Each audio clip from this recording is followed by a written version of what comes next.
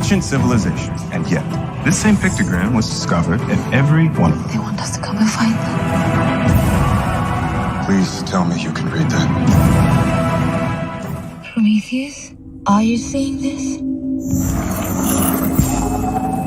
Whatever that probe is picking up, it's reading life form. Oh, the head. They're changing. Changing into what?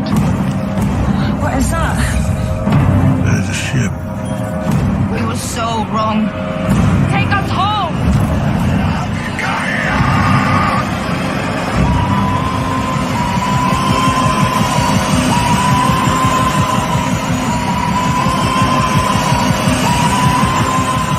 Big things have small beginnings.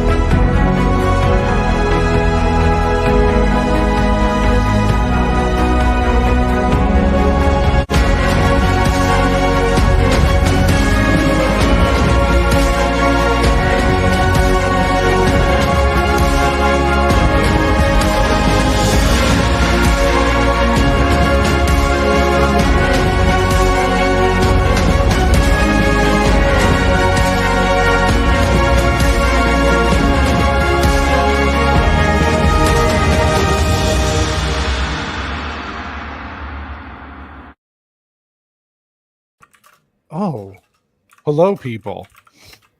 Well, we're back for another MMM. This time to talk about a movie that I think pretty much everyone hates in this panel. I don't know about everyone, but at least I do.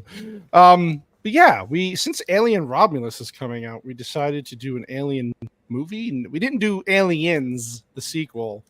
We're saving that for another time because we wanted to take a deep dive into the wonderful, glorious piece of shit that is Prometheus. So we decided let's dive into that one. But yeah, we have some good guests back to talk about this wonderful crap movie. And how's everybody doing tonight, by the way? I'm feeling anti-Prometheus. Yeah, there's a lot of problems with this movie. I'm not here to be friends. I'm here to make money. Yeah. You're a mercenary? No, you like rocks. I'm a rock guy. Oh, cool. Yeah. I like rocks. I like rocks. Even though I get lost with the map. Yeah, I mapped the place, but I don't know where. I don't know. Just can't seem to find that exit. Yeah, it's pretty bad. Yeah, but anyway, I'm a geologist, not a cartographer. I'm a geologist. Yeah. We don't know how to read maps. We get lost and nobody gives a shit. Hey, we can get into all this when we watch the movie or talk about the movie. But yes, thank you everyone out there for dropping by. Yeah, this is our first fully monetized MMM show. Oh my god! Yes, thank you all to all you beautiful supporters of the Nothing channel. Nothing major going on whatsoever to compete with either. Never right now. No. Fucking Elon. Thanks, Elon. I completely forgot about that whole thing. But whatever, we'll still have fun talking about this bullshit movie. We'll try to make it as quick as painless as possible. We have a few panelists. Price of Reason is back on the show. How are you, sir? I'm good, and I'm happy to finally be back. Good. We're always happy to have you back. Unfortunately for a shit movie, but we'll make the best out of it. You know what? Sometimes a movie that isn't good, there's a lot to talk about. If it's good, everybody's just like, wow, that was good. And the people are like, yes, it was. Yeah, there's a lot to talk about. So, yes. Dream's over. Post that in the shorts. Yeah. There's a lot to talk about this movie, I think. Yeah. Oh, yeah. Oh, there's a lot to break down. Mr. Goodwin, I'm so sorry that I had to do this to you, but thank you for coming on. And I got the hate messages from you all afternoon. So yes. Well, yes. I mean, I've been like actively avoiding watching it the whole time. It's just, repelling. My wife would be like, shouldn't you watch that? Not now, not right now. No, I can't do that now. I gotta mentally prepare myself. And then I saw it. Damn you. Vex, I know that I was telling everybody behind the scenes that me, you, and Gord watched this within an hour of each other over the weekend, and a lot of positive messages going back and forth in the chat for a while. It was very fun, uplifting. Nobody was angry. Yeah, I'd just like to point out that I love this movie. I am a staunch defender of Prometheus, so I'm going to be coming out that angle tonight. Good luck. You know what? Yeah, that's true. Yeah. That's why we love you. This Vex. was this was the first movie that made me realize critics fucking suck because they rated this movie high, and B, I think this was the last movie I watched in full with my mother, because after we watched this together, I don't think I've watched a movie with her since. It damages relationships. She's not ill or anything, right? Sorry? Right? She's still in good health, right? You know what was weird? You have that I actually saw this movie years ago, and now prior to this, I had to rewatch it. And it's really rare that I can't remember what happens in a movie. I remembered a few general plot points, but it's almost as though I just deleted it from my memory. Oh, you lucky if that makes any bastard. sense. Yeah, I had the. It makes I mean, tons of sense. the problem is I was conflating it with Alien Covenant because they're both so terrible, and you can't like separate the. Okay, was that in this or I don't know. There was just they were both so stupid. Which one? And then sitting and watching this. Oh my gosh, it woke up all those neurons that I really wished I'd deleted. Well, people I deal think with Michael PTSD in different ways. Sorry? Yep. You go ahead. No, I'm saying I think Michael Fassbender is in both of those, and that's why it confused me. Yeah. He's playing an equally similar douche in both of them, douchey robot thingy. Right. Yep. Yeah, I guess. it's just a terrible movie. Yeah, it's just bad. It's just a bad movie.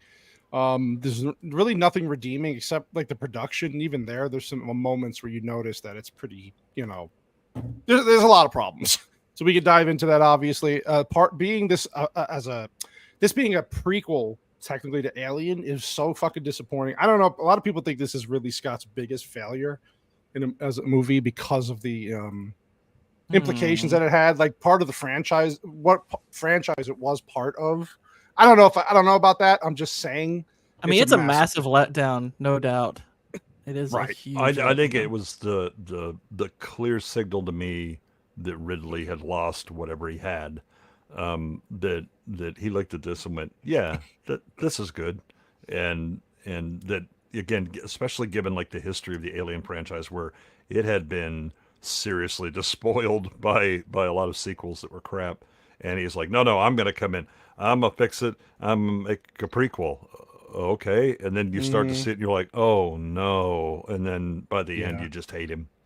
Yeah, it's funny. If you had asked me a week ago if this was his worst movie, I would have said no way.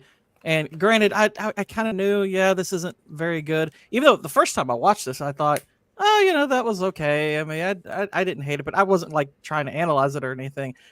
I don't know. This might be the movie that's taken the largest dip for me from first viewing to now. Because if like when I first watched it, I was like, it was cool. I was like, like a 6 out of 10 type movie. I am so much further down now, and I was like, gosh, this might be his worst movie. It's possible. Yeah. I'm not sure, but I think there is so much wrong with this movie. Isn't the sequel to this one worse than this one somehow? Yes, it might be. But I've only seen that once. So I've only seen this once, and then now this is my second time. I've seen this 4 times now.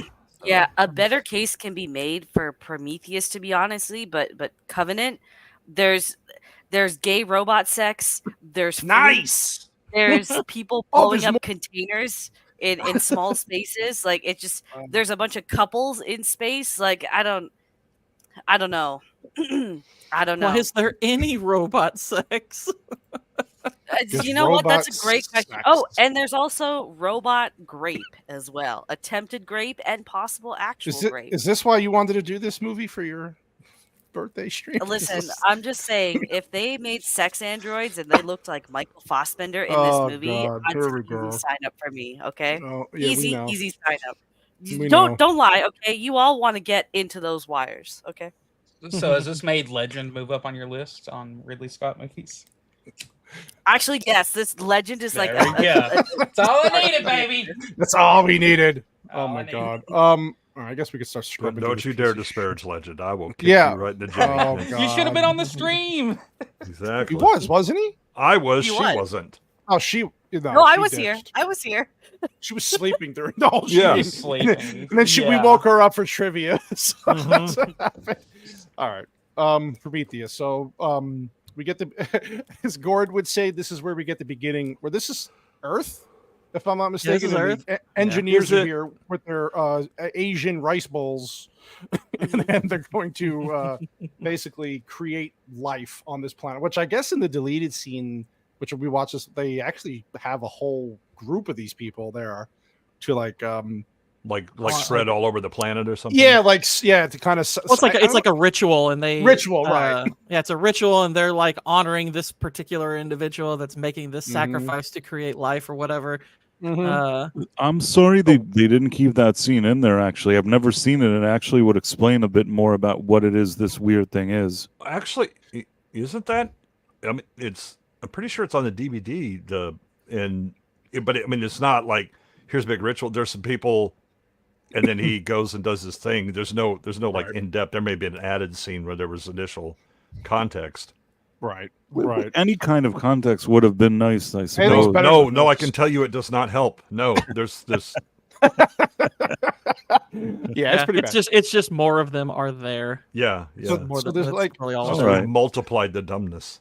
yeah, he gets the goo. There's the magic stuff. That Yeah, creates life. I told y'all yesterday. I was like, I do like the fact that these things carry around a thermos of primordial soup. That's pretty cool. That's the standard ultra white person Yeah, there you creative go. move Well, there. they're basically carrying around planet killers Yeah.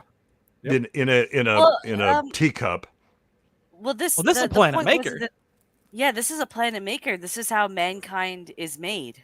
Right, but it's also a planet killer because again they found out that when you release it around life, it will do its own thing. I think that's like a separate type. I think It is, these like yeah. they don't do a good job of explaining it, but I think the implication is that they probably have similar effects, but this was intended to create one type of life, and they've got others to create other types of life. But Yeah. In their image. they do a horrible job explaining it. Yeah, Terrible. Well, Really it's bad. just on top of that, it's just as soon as this guy fucking disintegrates from the crack that he's been given, right?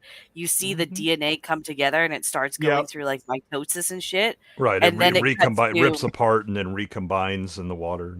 Right, Well, which, one of the- which first of all doesn't make any sense because that No. takes place in multi-celled organisms, and this Well, is just also happening the from cellular division friends and and replication doesn't make sense because they're not actually breaking outside of the cell wall. yeah. they just So thought it would there's look cool. Yeah, a lot wrong with just the intro, but yeah, it's not explained very well because then we cut immediately to them in the caves after the long intro. Oh, and then there's some. Oh, I have words. Yeah, for so for the cave. implication is that this is how mankind was created. Right. with That's this- that's the draw Yeah. that they're getting At right. one point, the script was to basically make the character into Jesus, and they veered heavily, away from that. But I'm just saying that there's that's their Yeah, undertow. there's still like remnants of it, right. and there's very much a religious tone to this. Which Oh is, god, yeah. I They're mean, people really that don't terrible. understand religion, I think, religious people, but okay. Damon Lindelof is one of the two screenwriters Yes, for this he movie. is. We were talking And about it that. shows. And yeah, I mean, nothing good has ever come out of Damon Lindelof. So the second he's one of the writers, there's a problem. Yeah, He's never Linda Lawn. Let's just put that. no, it's all off. Yeah, To be, and you that's know the what's greatest even horror wilder? of this movie. This script took him 8 months to write. Oh my god. Are you serious? Well, I'm but serious. note the co-writer he has. The co-writer is the one that wrote Dune and Dune 2.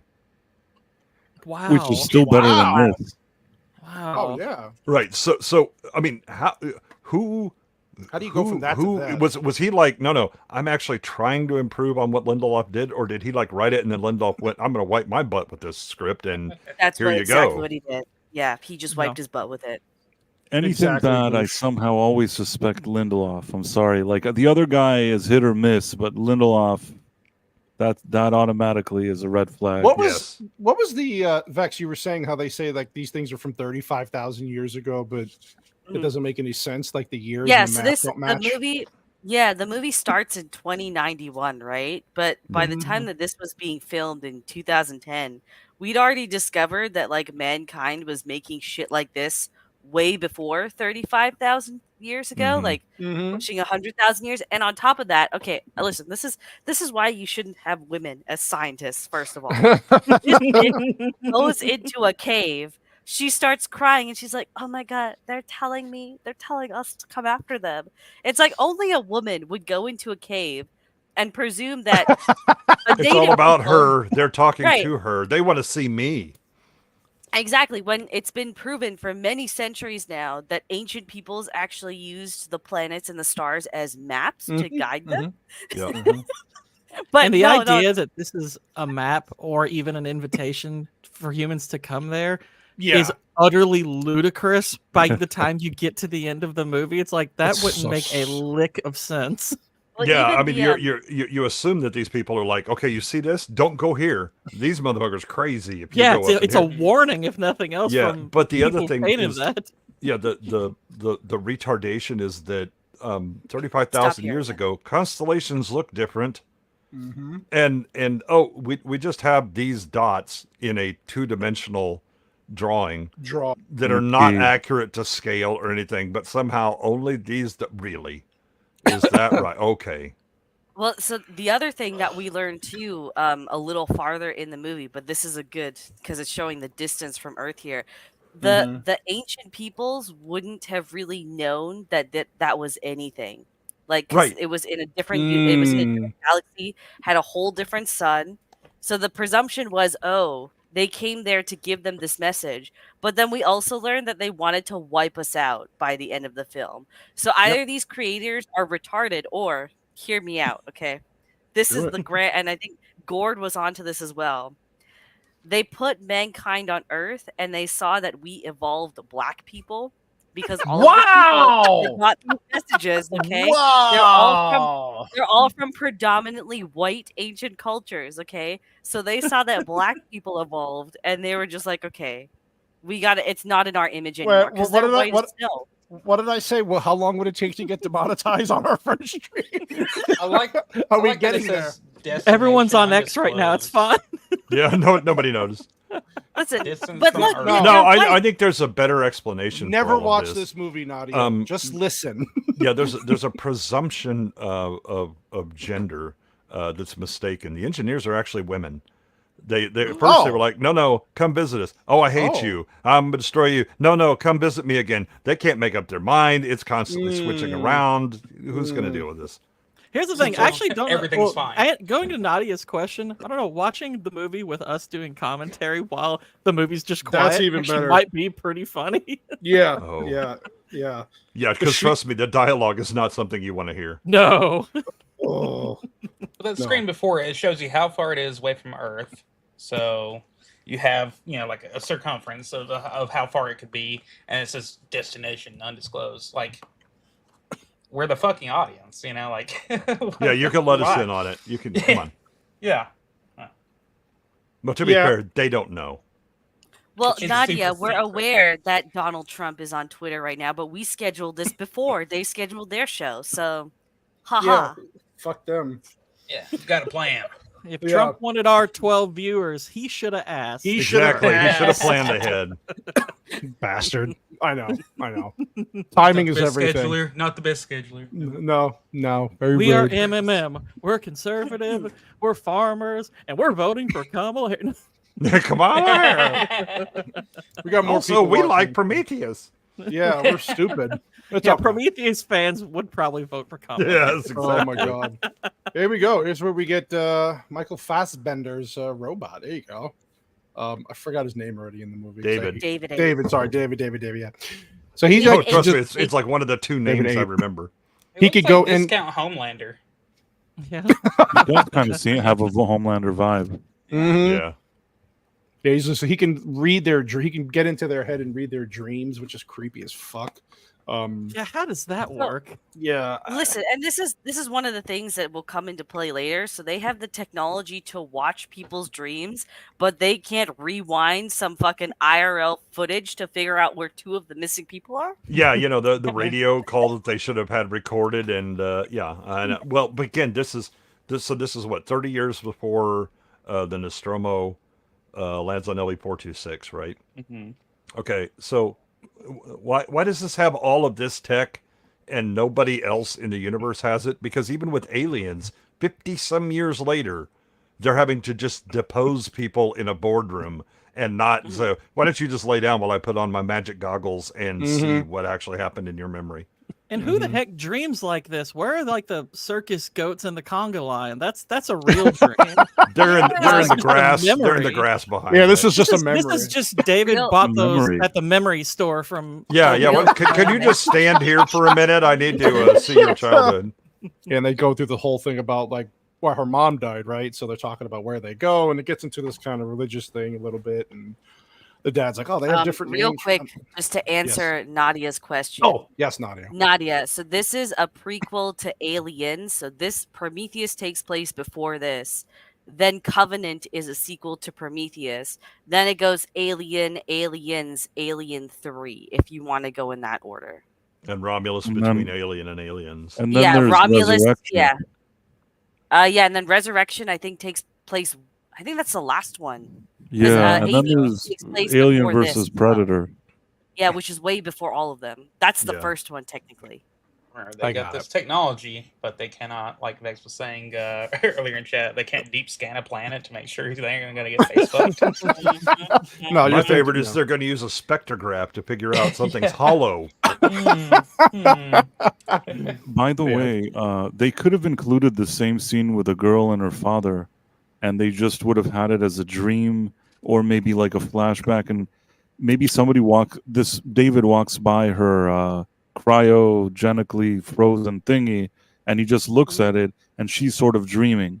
Do you get what I'm saying? It didn't have to be that he reads her mind. It could have just yeah, been like a something flashback, that's going- right? Yeah, like a flashback within her Because mind. what medical benefit does that have? Like, if somebody's having a bad dream, does a robot wake them up like, oh, you were having a bad dream? No, well, so there's a reason for the tech. It's a bad reason, but it's there. And also there's a reason, again, badly, because the script is shit. For why he needs to not just be walking by while she's having the dream. He actually needs to know the information. Mm-hmm. Because he says a line that demonstrates that he knows about her history, even though she hasn't told people. Which least, is also why he tries to have sex with her in the sequel. Yeah. As one does. Oh, your father died of Ebola? Want to get it on, baby? Let's go. You wanna do stuff. Is Oh, she in God. the sequel? I thought that she's... Yeah. She's She's dead, dead but it's in it, heavily but- implied that David tried to have relations with her because the whole, one of the big plot premises of Covenant is that he's basically grown a soul by then because he's killed a whole nation of people and shit like that. Oh, Is that how she died? Robot sex?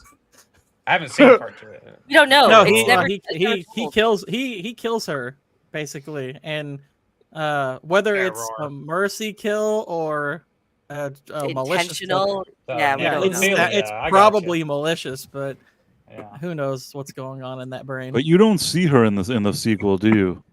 You just I see her think body. you see her. I think you see her body. Yeah, and it's like really messed up and Here- operated this is- on.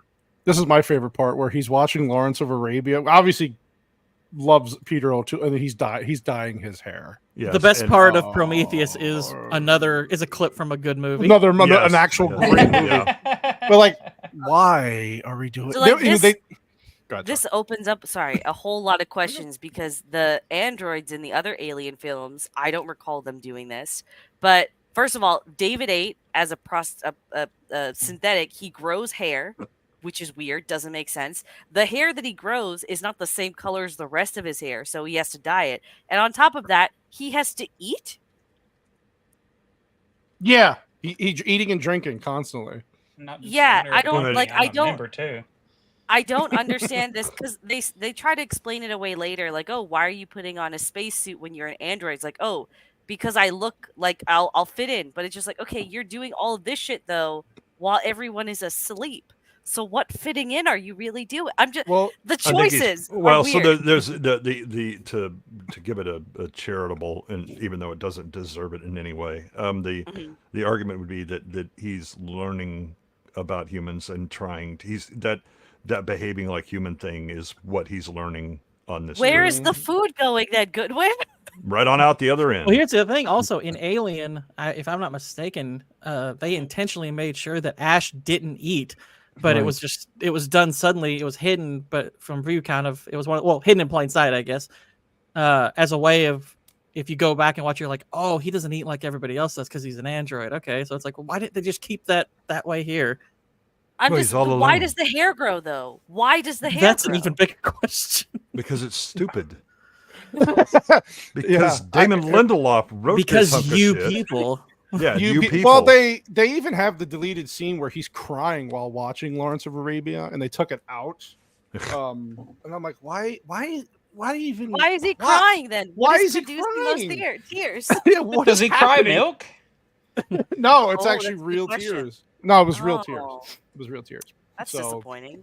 Yeah. Yeah, I mean, the other argument you can make is that Wayland created David, and again, he says like the closest thing he can have to a son. So maybe they went over the top in the construction of him to make him as there's possible. There's one other explanation that maybe earlier models of androids or whatever they tried to make them more human, and they were attempting to have them be able to have these features, and later these features were removed because they weren't practical.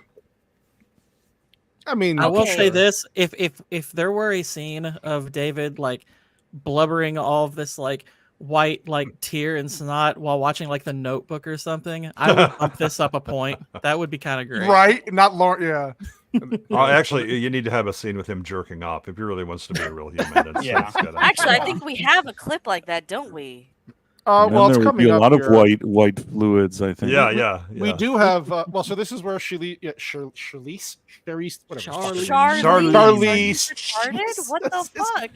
Wait, do you have to ask Whatever, that question? Commodus. Yeah. Do you really? Charles Theron. I know my brain is not working today. I can't spell biological. I'm fucking not tagging our cat. I've lost my mind today. Look, prolonged exposure to Prometheus does Call cause me these Gorge. kinds of problems. Yeah.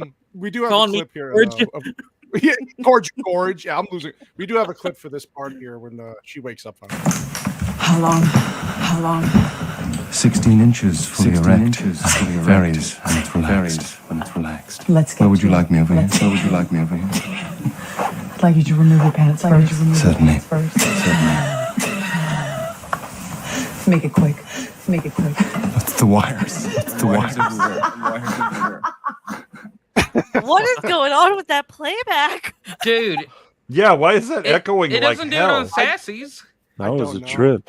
It only does it on Cannolis. Are you double clicking it, old man? No, is somebody okay? Is anybody else besides me actually logged into my StreamYard? No, No. I'm not. No. So then it's me. I don't know what the fuck's going on. It wasn't doing it last week when we played clips, but it's doing it now again. I don't know. What do you want from me? I don't know. I'm disappointed because that was a really funny blooper, and the echo ruined it. I was about to say, can you just stream it? But I mean, to be I fair, don't know. Prometheus is a disappointment. Why shouldn't the clips Yeah. be the same? Yeah, why should the stream just be a disappointment? Something with StreamYard. I don't know why it does that. Whatever, we'll just blame Damon them Lindelof actually over Yeah, StreamYard. yeah. So. So she wakes up and then like asks how the crew's doing, and then she's like, "I just wake everybody the fuck up now." It's Well, time to here's wake what's funny is like she asks like, "How are the crew?" And he's like, "What do you mean?" He's like, "Are they dead or something?" And he's like, "No, ma'am." He's like, "Well, wake them up." And she's like, "Wait, what? You were expecting some of them to? Why are you angry that they're not dead?" There's Such a reason. weird line. It's a weird line, yeah. Yeah, but I mean, the thing is that I think it's supposed to be. They're trying to convey that she's like, A bitch. ruthlessly efficient and bitch. bitchy and all this stuff. But the fact is, yes, she hopes all of these motherfuckers are dead so we can turn around and go back home Go home. because I don't want to be here in the first place. This is dumb. Yep. And I'm with her. I support this decision. Not to share trivia in advance, but I thought it was interesting that basically this wasn't supposed to be the original role she wanted to play in this movie. She was supposed to be the main woman, and then she had to do Mad Max Fury Road or something, but that got delayed. So then they still put her in this movie, but they gave her this other role. And I kind of wish I would have seen her in the other role. Like I don't know how much I liked her in this role, actually. Oh, she was terrible. Can I be honest? Charlize Theron was good with like the more innocent roles when she was younger, but post 2007, now that she's gotten older, it doesn't work the same way for her. Yeah, I think so. So I don't think she would have been able to pull off the naivety of Elizabeth Shaw's character as well as she does Meredith Vickers. Maybe, but at the same time, I don't love I actually like this actress in the Swedish version of the girl with the dragon tattoo, Naomi Rapace or whatever her name is. I just didn't love her here. She was all right, but I didn't love her. I think it's hard to figure it out because the script and the character is written so poorly. True. There you go. And then to try and judge the acting, it was like there's nobody who. Yeah, because there's some character. legitimately good actors in this movie, and almost really good none of them do. Yeah, there's almost none of them are able to pull off a good performance. Yeah, they are all crushed so under the bad weight of the script. Yeah. This is such a waste of the cast. Yeah, the only one that actually does carry through with his role is Michael Fassbender, and even in the second one, it's like he's really the saving grace for both films.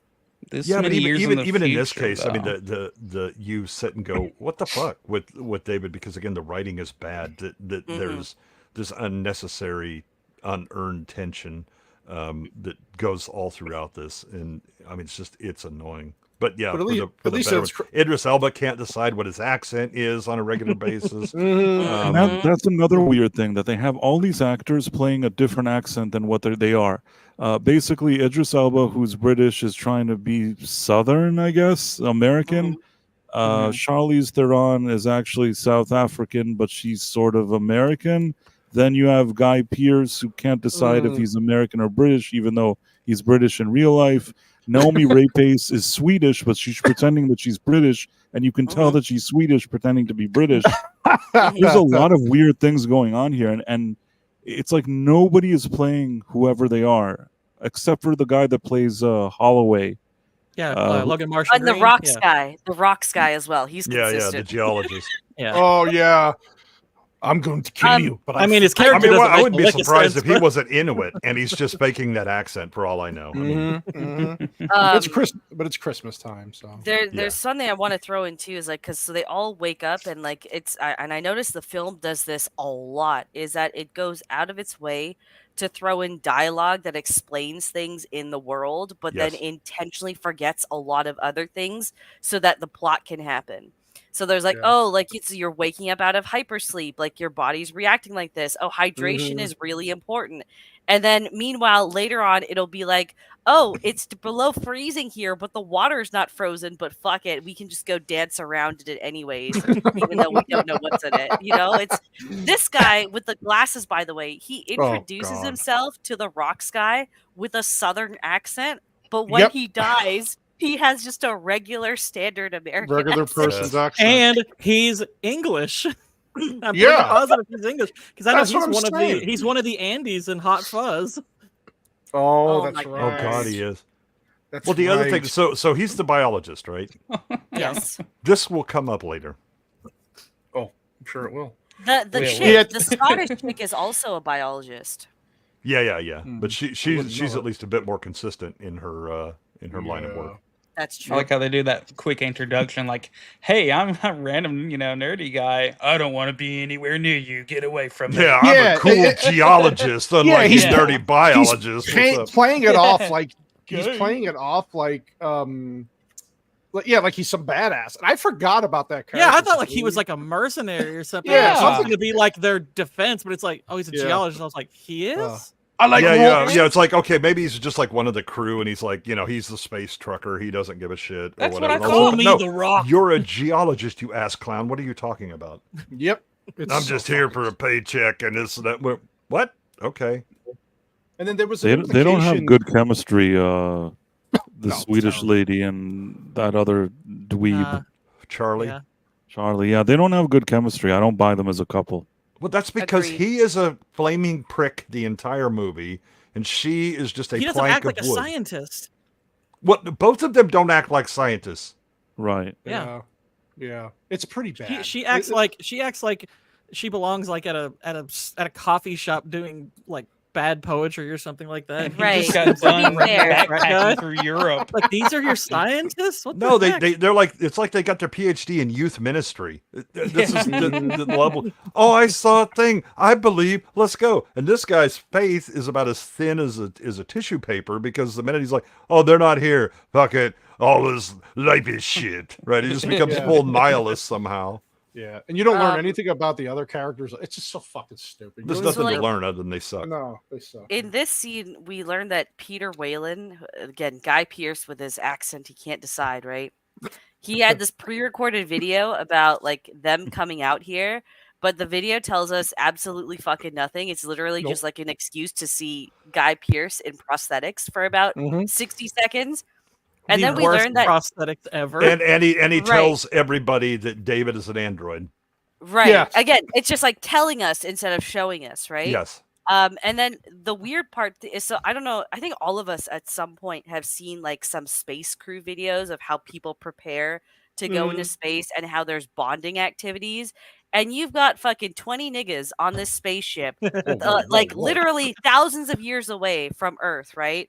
And none of them know each other.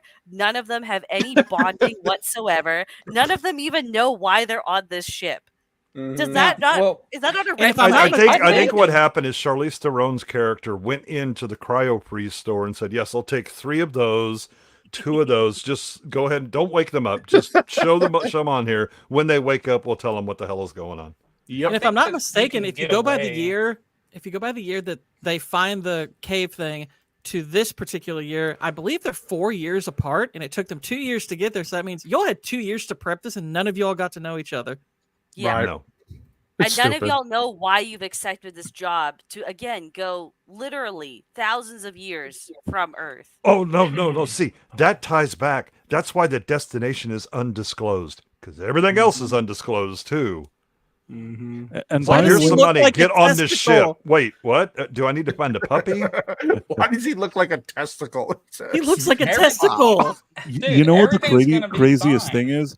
When I was watching it and I saw Guy Pearce, I said to myself, why is he in this movie with these prosthetics? It's so strange. And then I actually read that initially when they cast him, there was a plan to have an additional segment of the movie where he's young. And then Yes. when you'd see him old, it would make sense that he played the young version, an old version of himself. But at the end, Right. they didn't even film that part. So they just cast him and made him old instead of Right. just getting an old actor. So I fucking say all the stupid. plot holes are basically answered by us getting to meet old Biff from Back to the Future Part 2. Yeah. Totally. Well, that's how he's able to build the Wayland Corporation. Yeah, Is yeah. he had that Sports baseball magazine. trivia book and was able to Yeah. make a Wizard huge amount of magazine. money in the gambling. Yeah. Old Biff looked more convincing than this guy. Absolutely. Yes. Hey, Absolutely. Yes, he listen, he wants the secrets of life, man. Why he was born. He wants to live forever, but he wants to find out who's He created. doesn't tell them that. No, of course not. Yeah, so this is where he tells the scientist kind of just to talk about their whole journey, why they. This guy is so happy. The rock guy is just like, yeah, man. He's I'm a rocking out. geologist. He's rocking out. Look, This many years in the he's had a future? lot of regret about that facial tattoo, and Yeah, it's really yeah, soured yeah, his. it's showing. Yeah, Yeah. yeah. I Go mean, back, this go back, just go back. shows that in a way, Prometheus was ahead of its time because it predicted how grumpy people with face tattoos would be. Yeah. They knew. That's very true. There you go. You gotta think there's probably not that many geologists you're working around. So, like, who are you trying to get attention from? My gosh. Yeah, this is where they're trying to show them like all the Yeah, know, so they found those 6 planets drawn in like all of these different things, and bitch is like, oh, I think it's a sign that our they're creators speaking want to us to me. come find them. But then it goes into this discussion about how she's only on here because she's a true believer. So isn't that a direct conflict? Are you not really a true believer then if you believe that mankind was manufactured by someone else instead of God?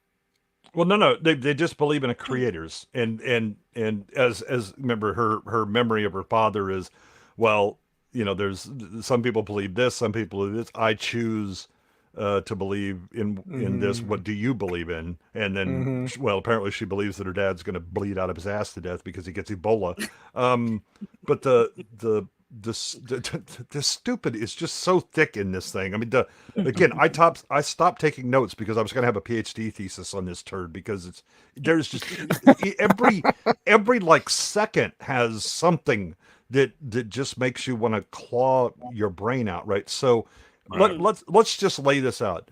Mr. Wayland, a ludicrously successful man, has two nutcases show up that go, we have seen paintings on walls and some carvings or whatever that have 6 dots on them. We believe from nowhere that somehow this points to our creators and this will send us to the place. And he then spends trillions of dollars to make this ship because fuck it, why not?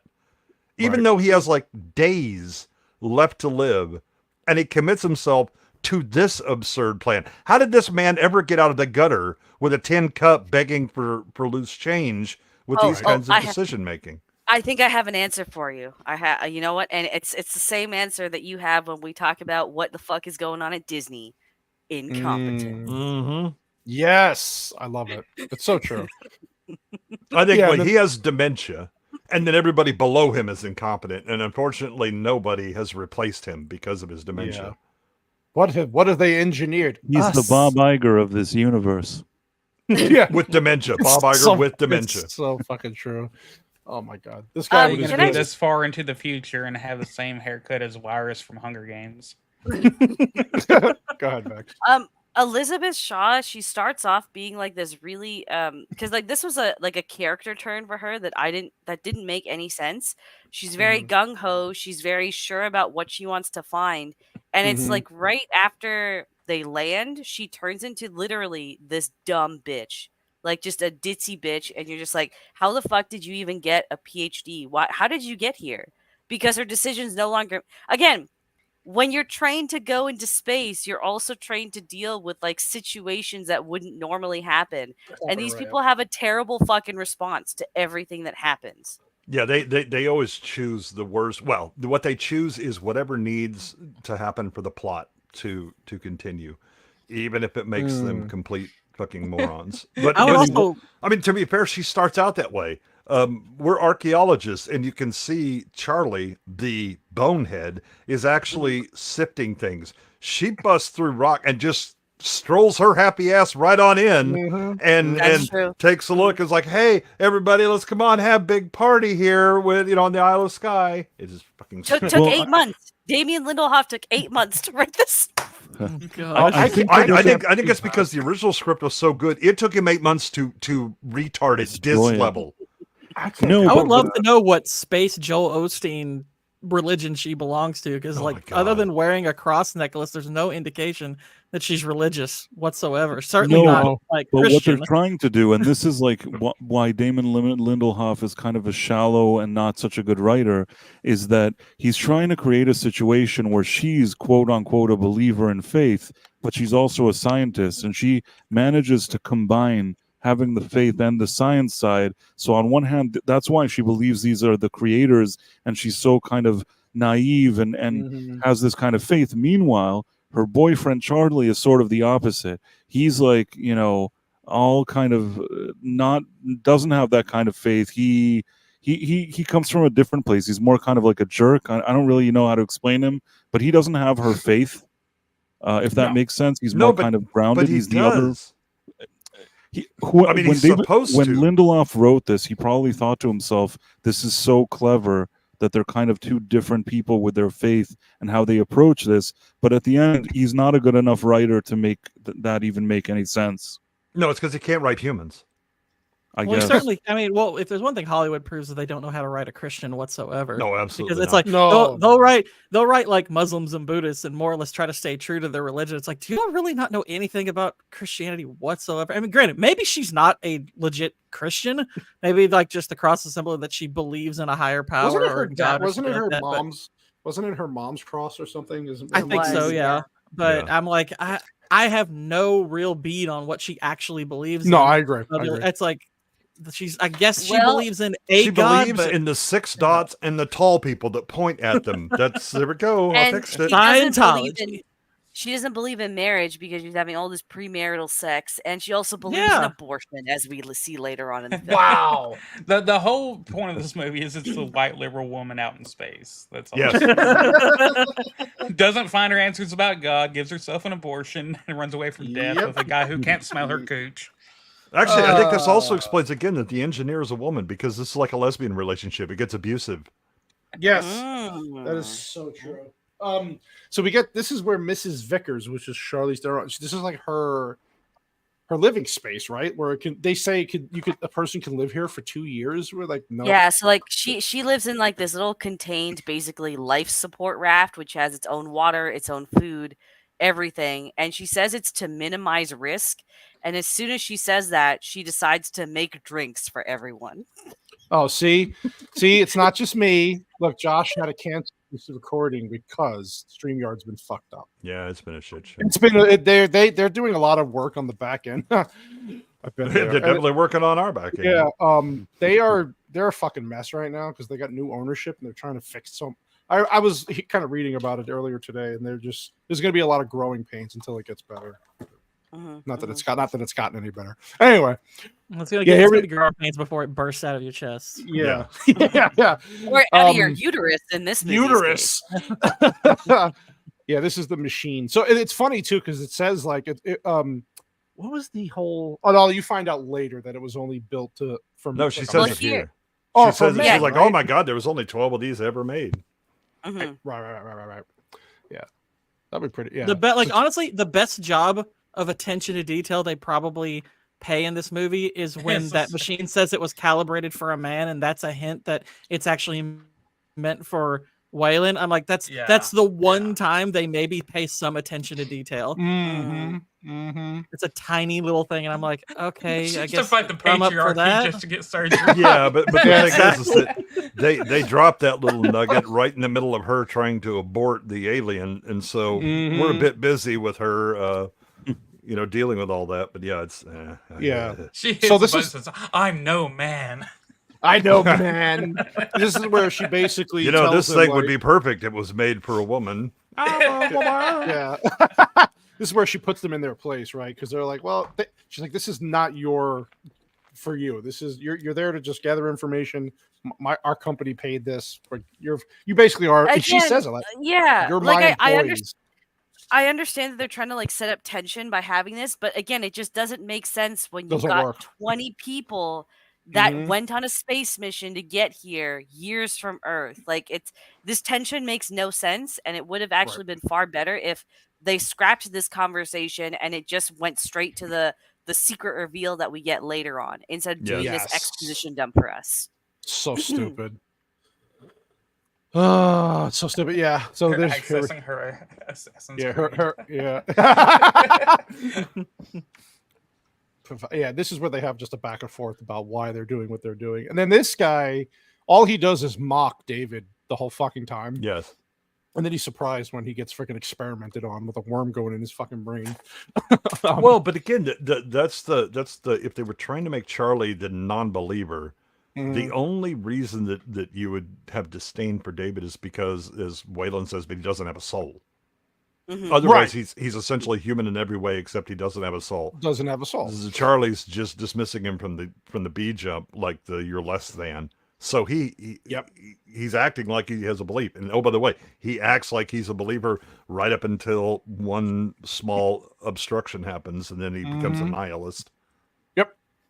This is where she's like, "How are things?" And can I get your BBC? No, I'm just kidding. But Charlize. Yeah, no, Charlize is holding out for that. She does. It isn't also a deleted scene there that they added back in where she said he was a horrible lay. like as the ship's crashing at the end. She's like, "Oh, you're a horrible." I'm like, "Oh my god, Really? Thank God it's so fucking stupid. It's so stupid." Really? That was in the. That was in the. It was initially in the studio. Told them to pull it out.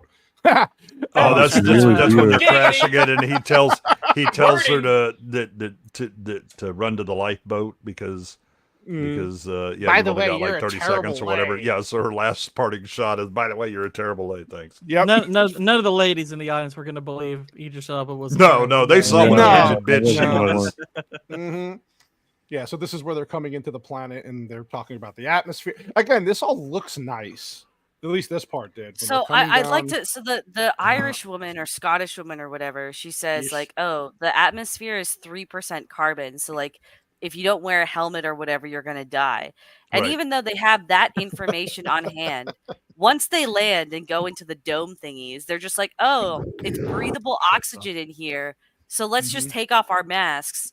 But again, then all of that water that's flowing in is coming from a carbon-rich environment, which means that's basically just acid that they're walking through, and it Well, does it's not nothing even to their just that. suits.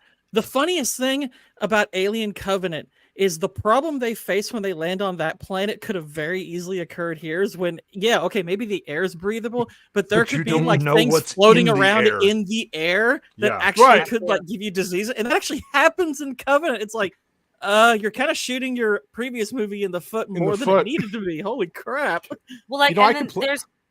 Oh, sorry. Go ahead. No.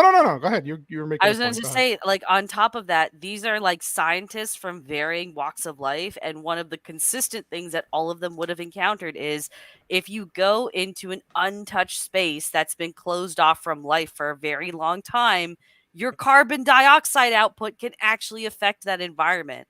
And they try to play it off later when shit starts changing, but not Mhm. one of these scientists bring it up when they take off their masks. And then Yep. they're surprised when shit goes haywire. Yep. To Wow. be fair, they're it's like, surprised we're not by scientists, and we see it. We recognize the stuff, and you're telling me scientists they won't. Come on. Yeah, it's pretty goddamn stupid. You know what? These must have all been affirmative hire scientists graduates. What was or whatever. Maybe that's what was the line he says where he tell the whatever the fuck the husband's like, "Oh, over there, something about God doesn't create in straight Oh, God lines or doesn't something." build in straight lines. Yeah, Straight it's building lines. straight Yeah, lines. That's what it was. Okay, cool.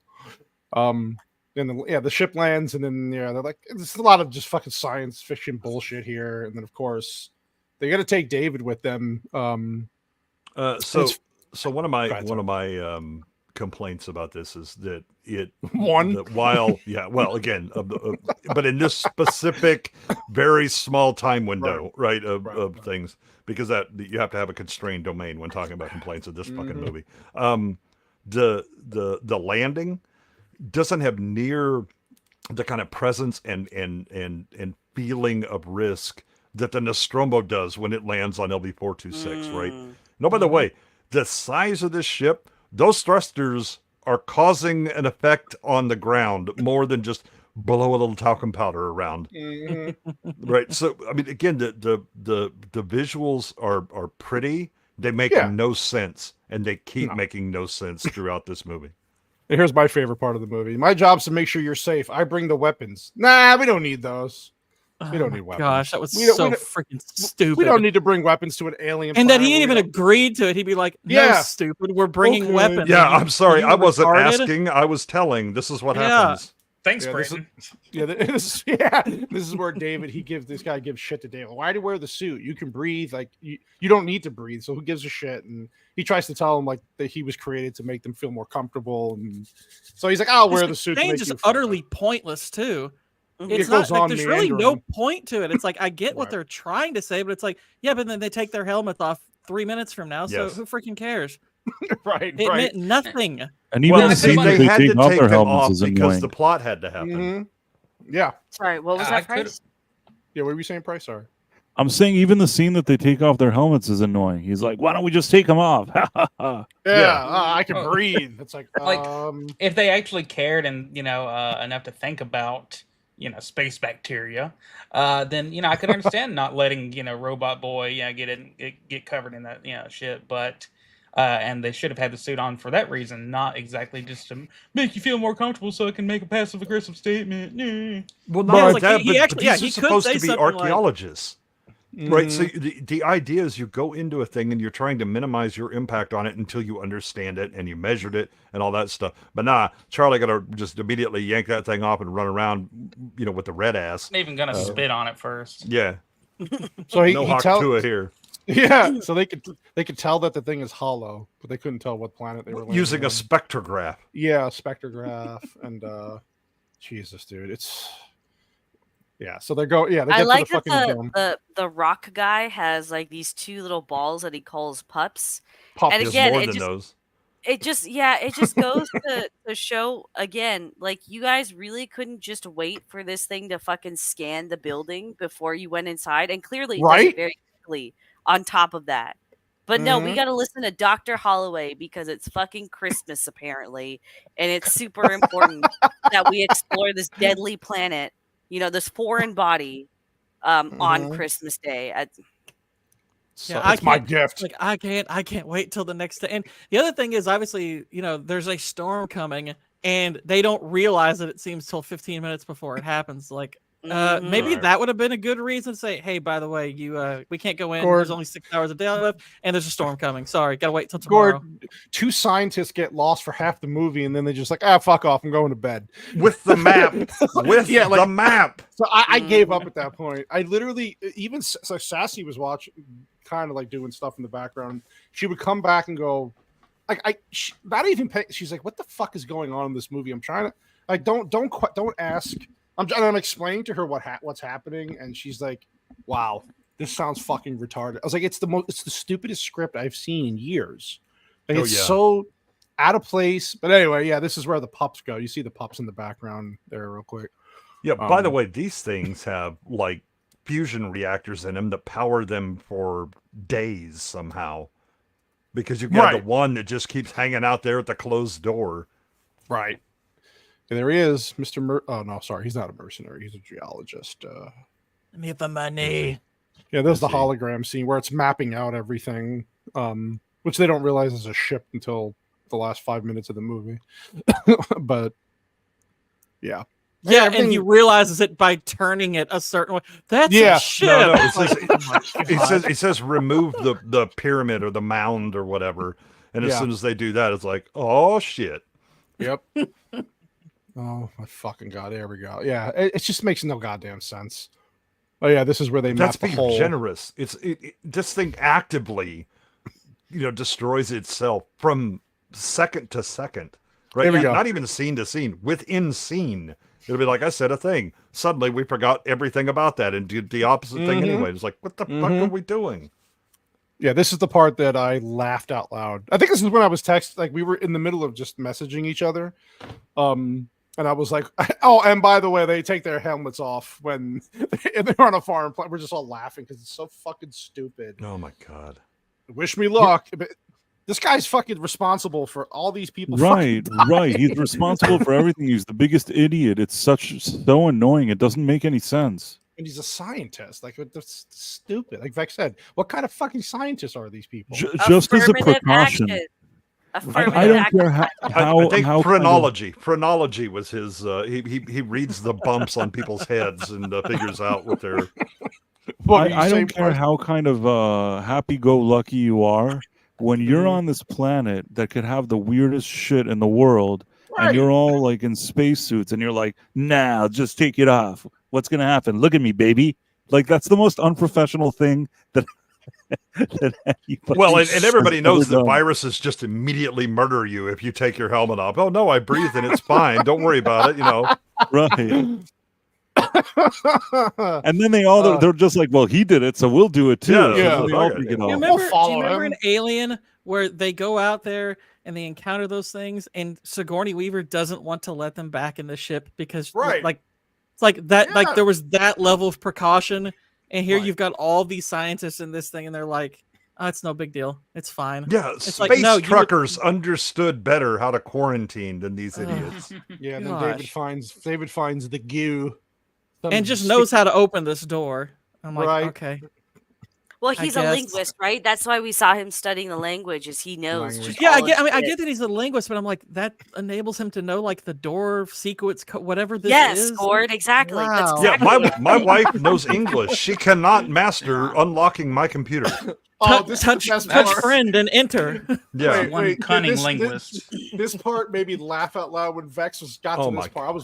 She goes, "Why does the hologram create wind?" He goes back- Why is the hologram in the first place? Yeah, why does the ship actually have? We need to record a plot point to make sure these people know. Yeah. Oh, you know what? I hope they don't film a movie around here. Otherwise, we'll have to automatically trigger plot points. Can I play this? Yeah, they have at his this hair! hologram to explain to anybody that happens to come to this planet what happened on the planet. Right, but can you imagine being like the visitor? Every time you walk by this door, it just triggers these motherfuckers running by. Yeah. This is a It's like, could scriptwriter. somebody turn that shit off? I am It so Nah, doesn't bro. make The any alien sense. was trying to get popular on YouTube with his flute solo. God. Well, that's so. So the reason that the wind has to happen is because that alien hologram has to actually punch buttons on the console. Well, hold on. The whole like, oh, they need to explain what happened here before doesn't make any sense because again, this is just for the other. Okay, because we learned in Covenant, right? The aliens or the engineers had sent people to that planet to do that specific, Right. world-ending virus thing, right? So like to Right. leave a recording of what happened doesn't make sense when they were incommunicado with their home planet. Secondly, we learn by the end of this movie that there's literally dozens of these ships too. So they all somehow met the exact same fate in concentrated domes. It's so stupid. It doesn't make sense whatsoever to have a recording, except for, oh, now we get a little bit of backstory for the engineers. That's all it does. And this is where we lose the geologist because he's like, oh, you know what? I'm getting out of here because all these dead engineers. Since with I their got helmets- no- Oh, we don't just Yeah. lose the Dead geologist. the biologist. too, We I'm lose sorry. a biologist who apparently can't handle a dead body. Fuck They're this okay. shit. Oh, but later he wants to play cuddle time with Yeah, with a- live with things. with a fucking But, moving. but then they dildo. never go back to the ship, do they? No, because They they got lost. lost. And Because, nobody never mind, the cares. geologist has Right, the and map. He made nobody the noticed map. that they were Bro, gone. They're, I Yeah, literally they didn't am watching hail the them when movie. they were calling them back, and I'm like, Yeah. why is their communication off? None of that Yeah. makes sense. And then There's no reason. reason he should be this scared to begin. None of them should be this scared. It's like you haven't justified that remotely. No. Idris Like, Elba what is is going in on? the ship. He's in the ship Sorry, talking to them. And there's what were no you saying like, there, Price?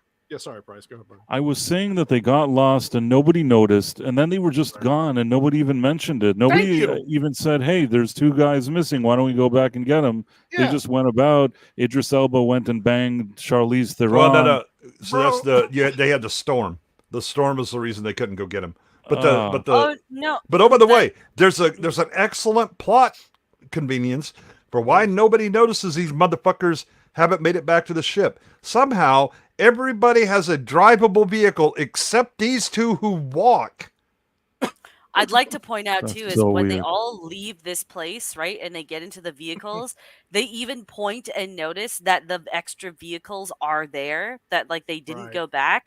On top of that, even though Idris Elba goes to bang Charlize Theron, there's 2 other people that captain the ship that are just gone the rest of the movie. Yeah, just They gone. don't leave. And They we don't- have they don't touch say the screens and we console. can read people's minds, but we can't just- record communications that come in. Oh, They and just they're fuck off. communicating with each person individually on their own little comms. And it's like, so when they were telling them, "Hey, you all need to get back," they weren't hearing this because they don't Right. show them. Then it's No. not till they're stuck there. They're like, "Oh, we left these guys. Whoops!" Yeah, It's this like is they where didn't Da- get the call. This is where your boy David Gord opens the door, and then they go in. They see like the head. It's like severed heads and all this crazy. Well, It's she just at least has the sense to go, wait, don't. yeah. And David has a different agenda. Yeah. He's He's hiding it about as well as a stripper on the pole is hiding there. Yeah, they're seeing I all this feel weird. like the Charlie actor that they it ended up that they had no more budget, but they still needed to hire one more actor. Yeah, I mean, Logan Marshall Green is capable of acting well. It's just they always seem to cast him as this kind of part, and it's just not him. I mean, like he's really good in Upgrade. He's if you've never seen Yeah, The he was Invitation, good. he's good in that. Yeah. Upgrade was good. But yeah, it's like when you just have him playing just regular guy who's supposed to be a scientist, it just doesn't work. Well, also he can't speak half the time, right? There was a line that he gave, and it's when David does the "you people" thing. Yeah. And he says something in response, and I was like, wait, what was that word? And I backed it up. My wife and I listened to it 4 times. I still don't know what the fuck word he says. Yeah.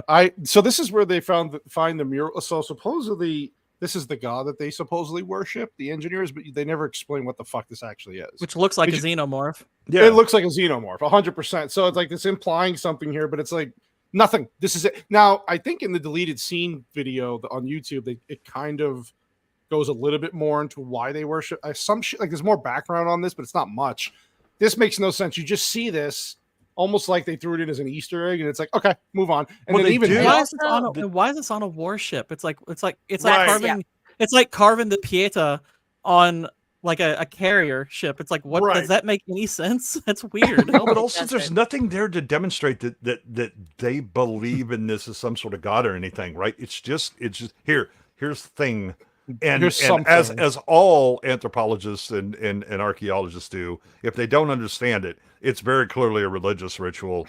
That must be it, right? Because that's the only explanation you come up with. Because otherwise, what the fuck is this thing doing here? Yeah, here's the black goo that David touches. That's alive, which is always fun.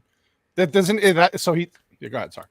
Oh no, I was just gonna say, like, I think again the arc with David is really the only redeeming part because it does touch on what happens when androids develop that kind of sentience of their own. What would they do? So I do like where they decide to go with that, but just he's been a support character the entire time throughout this film, and Right. all of a sudden now he's doing things on his own. The switch doesn't make any sense, even if you're going from he has no moral compass. He has no sense of what is like right or wrong as a man because he has no soul. But it's just because all the other androids in the previous films, they all acted as support. They weren't inherently weird like David is. Right. I mean, there was a way they could have done this better. Maybe if the scientists would tell him to take this goo, and later there was that conversation where I forget his name, Charlie acts like a douche and says, "Oh, like I want to see what my creators thought of me." And then he says, "Well, why did you create me?" And he's like, "Because we could." And then he said, what would you do if your own creator said that to you? So maybe after he acts like a douche, he starts changing, something like a short circuit glitch, and then he doses his drink with that goo. At least I would think that there was something that triggered it. But here he's already an asshole from the beginning. Yeah, but they do. I mean, there's an argument for why little, that is. Go ahead. The little meet and greet when the recording says he doesn't have a soul, he does look a bit bothered by that. Yeah. So they have at least given that a little bit of progression, but you kind of get the sense that he's come to this notion that he wants to create for himself probably beforehand. But hold on, why does he want to create for himself though? So that's the overarching reason that he's behaving in this way is that he is not in service to them. He's in service to Wayland. He communicates with Wayland using the dream speaker thing. Right. So he is operating on Wayland's agenda. The reason that he is checking out the goo, the reason he's doing all that stuff is because Wayland is looking for a way to become immortal. And they have not yet found the living creator. So David is operating on the must find all this stuff. Here's all this tech. He realizes it's biological. He goes and experiments with it. His first test of it is to give it to Charlie the ass clown. Charlie essentially volunteers for that by being a douche. But there's the David, acting oddly, kind of doing things that people are like, wait, no, don't open that. And he's, oh, oops. And I did that. The understanding is that he's operating on, with a different agenda. The thing is that he keeps getting creepier and crazier and nobody notices. Yeah. Right. That's and that's a good explanation. Yeah. the way it unfolds also isn't as good as it should be. No. Well, No, that's this entire movie. This entire movie doesn't. David's taking the black goo back with them, and then they're bringing the head of one of the engineers, and the storm's coming. Yeah, this is where the it's creepy.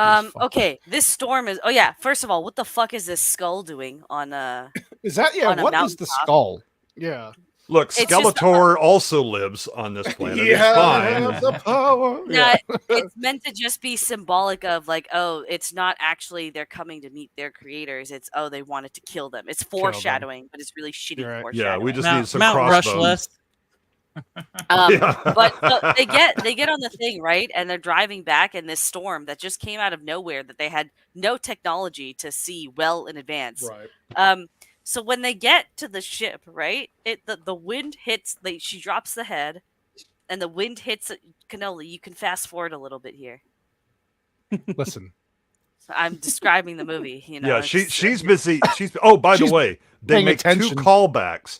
So Charlie says, "David, we are leaving." Right. This is Aliens callback to Marines. We are leaving. But then she's riding and facing backwards and basically pulls a Jurassic Park. Must drive faster kind of thing, right? Because Storm is catching us. But like, so yeah, she drops the head as they get to the thingamajiggy, right? And the storm hits her, and so the wind is coming straight at them, but it knocks her to the side. And then when they go to rescue her, the wind is still knocking them straight ahead, and it's knocking them in a straight direction. Not only that, but she the like head and her like get up and move around. Meanwhile, ATV that weighs several, hundred, if not 1,000 pounds, just gets up and blows away. Even though it has no surface area to catch it, it's all tubular. Right. But she somehow is okay. not rolling around and flying. I love how David fucking captures him and gives him like the thumbs up. He's like, I got you, we're good. And he's just it's so fucking funny. But yeah, Vex is right. It makes no sense how she got blown all the way towards the backside of the fucking it's retarded. It's just it's retarded. But they get rescued, of course. And Most of them. Most of them did anyway. Because meteorology has seriously regressed. Thank you, David. Dude, suddenly storm just can't be predicted. Yep. They have to do their fucking. That storm was probably laying in the tall grass, just waiting. It's also so weird. They act like, well, I guess all the engineers are extinct when they're on this very small part of the planet, and there's a few of them dead. And I'm like, okay, maybe these ones are dead, but you've basically just found the equivalent of a ghost ship. Okay. That doesn't mean they're all dead. No, I've run into some sort of obstruction. My faith is gone. I am a nihilist. Life is shit. And there's like, hey, look, there's a few bodies. God is dead. Like, what? This is the lost scientist, and he's like, yeah, well, we can't do anything for you right now. But how the fuck did you get lost in the first place when you left before everybody? You were the one with the map, you ass clown. They left like what 10 minutes before everybody else. Yeah, if those things, if he doesn't have a ship for those things to be linked to, he doesn't have his own device that it links to. No, he saw it. Yeah, I mean, he was reading the map. He clearly doesn't love rocks that much when he can't figure his way out of a rock palace. Especially when they go in, they turn left. That's it. You can't turn around, go back, and then I know the exit's going to be on the right because it's the way I fucking came in. Nah, bro, that suddenly we're out. You know what? I'm changing my mind. You know what? Yeah, no, this movie is kind of brilliant because this is exactly what happens when you hire people based off their political beliefs or their skin color. Then you get a bunch of idiots like this on intergalactic. Like this movie is foreshadowing what current dayisms do in the future. So maybe this is secretly really brilliant. I think this is Prometheus bringing retardation to the to humanity from Mount Olympus because it certainly isn't fire. Yep. This is 30 years from now, we're gonna be like, okay, look, we're going back to analog. We're gonna let truckers run things. It's gonna be a lot better. We promise. We finally make America great again. About 25 years after this movie, is when we finally get we there. declare the Butlerian jihad and call it a day. Let's go. So they figure out this is a helmet, and then they try to convince what's her name? The fuck, Charlize that they need to open it. Meredith. Sorry, Vickers. Yeah, Vickers. That's the this. one. This is, I think, when I was watching this the first time, this is when the hate began to burn inside me, because I was like, I don't want to know. I didn't. It was best to leave Alien with just that. It's a mystery. This is an alien, and he did a thing. Why am I visiting the homeboy that was sitting there in the big chair from the original movie? Fuck off, Ridley. Fuck off. I don't want to know about this. Stop it. Don't pollute this. That's all. Then she figures out a way. Yeah, doesn't she say? Well, what the fuck exactly does she put into his brain to like reactivate? So they have like a nervous system? little. It's like a little what's a defibrillator almost. So it Yeah, just shocks them. it's a neurostimulator. Yeah, and she's like, hit it with 30 amps first. But first of all, this head is 2,000 years old. Yep. 2,000 years it's been sitting here. Why when you poke it, does it not just turn into paper mache and blow away? It's like the veggies in the back of your fridge. Because you just said it's regenerating new cells. From So what? It's been sitting for 2,000 years. There's nothing It doesn't to matter. regenerate. It's been explained, Goodwin. It's been Oh explained. yeah. The plot said so. It's fine. Ziploc technology goes a long way, people. Well, there's however that problem with the hole at the base of the helmet that used to be where the body was. Especially in the future. Look, this guy's like, I don't want to. He's drinking. He's like, fuck you. I don't care. I'd like, I'm also curious why there's so much alcohol on this ship. Like, this also does. You said you wanted to reduce risk, Meredith, and you hired most of these people, but then you put them in an isolated ship where nobody knows each other or likes each other, and you just plowed them with alcohol. What? How else do you think that they're going to tolerate this script? Also, why is nobody wearing hazmat suits when we're fucking with an alien head? Because the air was. And why does the breathable, alien that's head why. look like Woody Harrelson? I was gonna say, it's a great cameo. It's a great cameo. You can't unsee that now. Yeah, did they have to pay him for the image? The likeness? Does he get a screen credit? And then this part, if it wasn't obvious who he was talking to, if you didn't I had a friend of mine who watched this about 3 weeks before we even did this. We're doing this now, and he was like, "Man, I rewatched Prometheus, and it's so good." And did you know? I was so shocked by the part where I was like, "It's so obvious who the fuck he's talking to." Yes, it's you so know obvious. it was obvious to me because Guy Pearce wouldn't just be in one scene.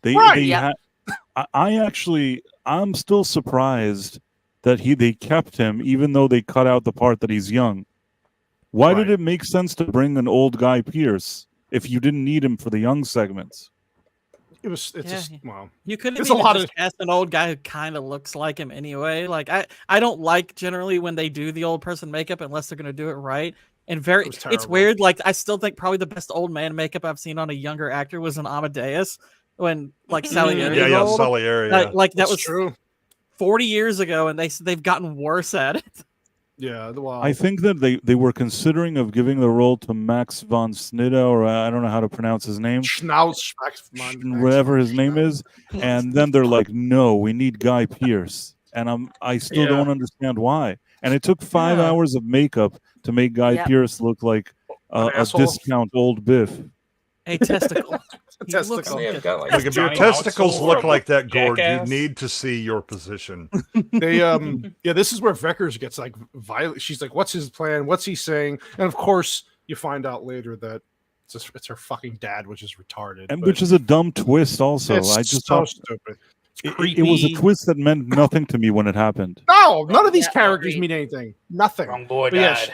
The thing about this scene, especially because I've already seen the movie once, and so this scene becomes even more retarded for me. But on first view, the assumption is she is also an android because she's throwing around David like he's a ragdoll. Doesn't she get asked that? I thought he was going to bang her. I thought that there was going to be some stuff going on. Yeah, he's just fucking with her. But the thing is that this is an android. You saw Ash grab a hold of Yaphet Kotto and basically make him his bitch with one hand. Yep. And you've got a girl throwing around David and it's nothing. And I'm like, okay. So again, on first viewing, it was like, they're both androids. And then after it's revealed, no. And I'm like, What the fuck is happening? This is Well, stupid. okay, I could maybe see a scenario where if you've given him some level of programming like they eventually do with like Bishop or something, where you're wanting them to be subservient, that he's just letting her, like, I mean, granted, David's putting on a facade at this point, but maybe that's the facade he's putting on, is I'm subservient to you, but I can't tell you this because I answer to him first. It's like, no, that's fine on the dialogue justification, side, but the she physically throws him. Yeah, and it's still really odd looking. Well, this is where they figure out that the DNA is the same as theirs, so they find You out. know that what? they created You know why they did it? They did it for the fan fiction, man. There you go. It's for Mhm. all those. You know what? You're probably shippers. right. The shippers needed it. Exactly. You're probably Exactly. right. Yeah. So the DNA matches from the engineer that exploded, and matches the human DNA. So hey, these are our. Woody Harrelson is the perfect human specimen. He is This the human movie specimen. does confirm, and that's beautiful. She's like, I found them, and this is where the squid fucking god comes out. And this was crazy. Yeah. So he's like playing with it. What does he say? Like all beginnings. What the fuck does he say? Great things have small beginnings. Small beginning. That's what Sassy said to me. They just needed him to say that so they could put it in the trailer.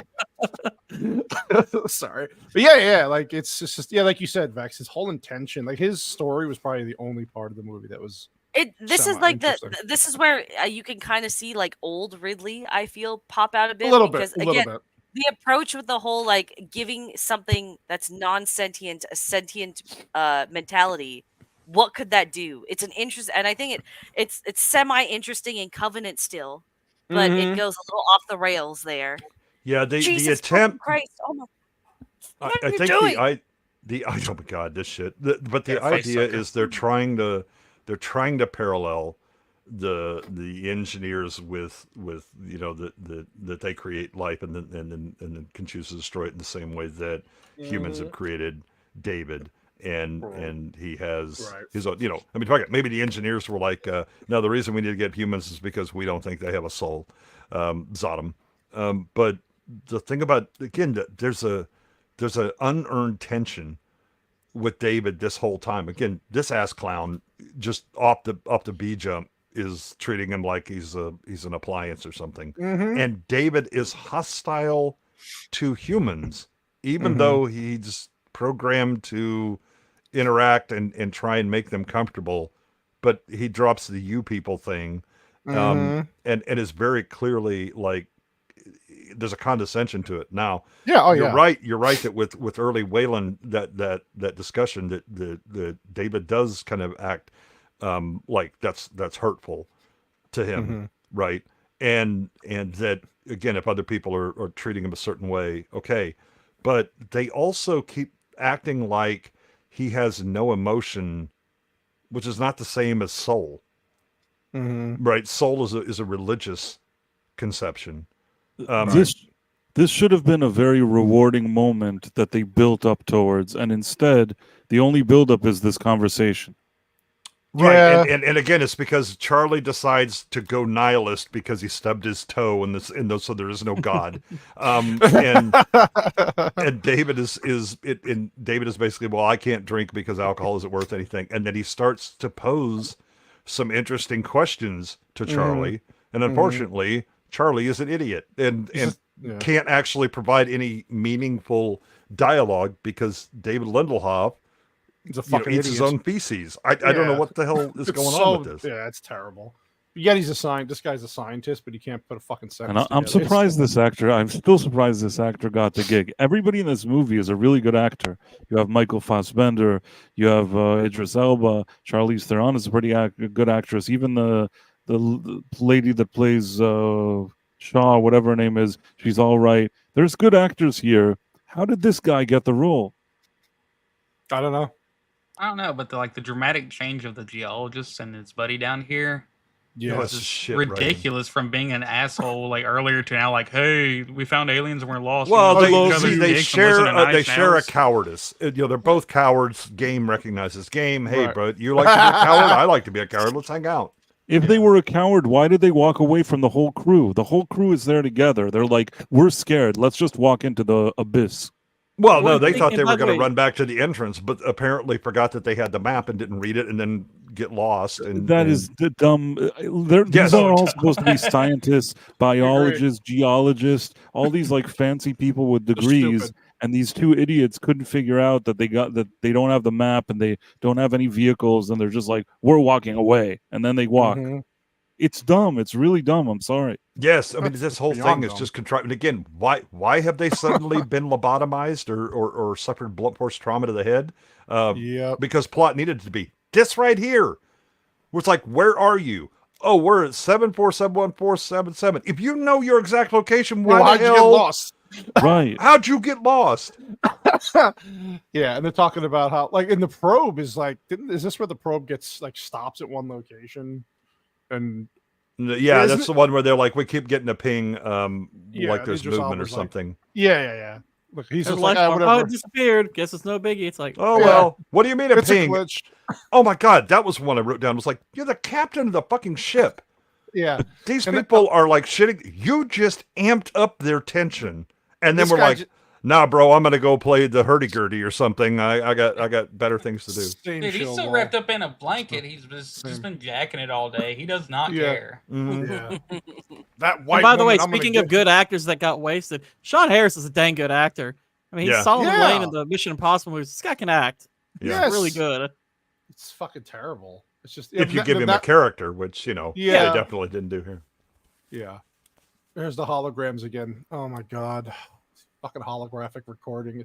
This is where this is the part Oh where, wait, hold on. So they do have the technology to watch recordings. It's just only yes! the plot. Oh wow. Yes. You didn't feel like watching them until now. That's so fucking stupid. It was really cool of Shaw to keep that still while looking at the hologram too. No, and all of a sudden nothing. They're trying to get romantic and show these people. I don't give a fuck about these. This is the whole point. Like, these characters are so badly written. I didn't care. Again, this just shows that Ridley Scott is horny. He couldn't get Ripley to fuck the alien in Alien. So ever since, he's just trying to get people to bode in this universe. That's really all it is. Yeah, that's true. You're right. That's true.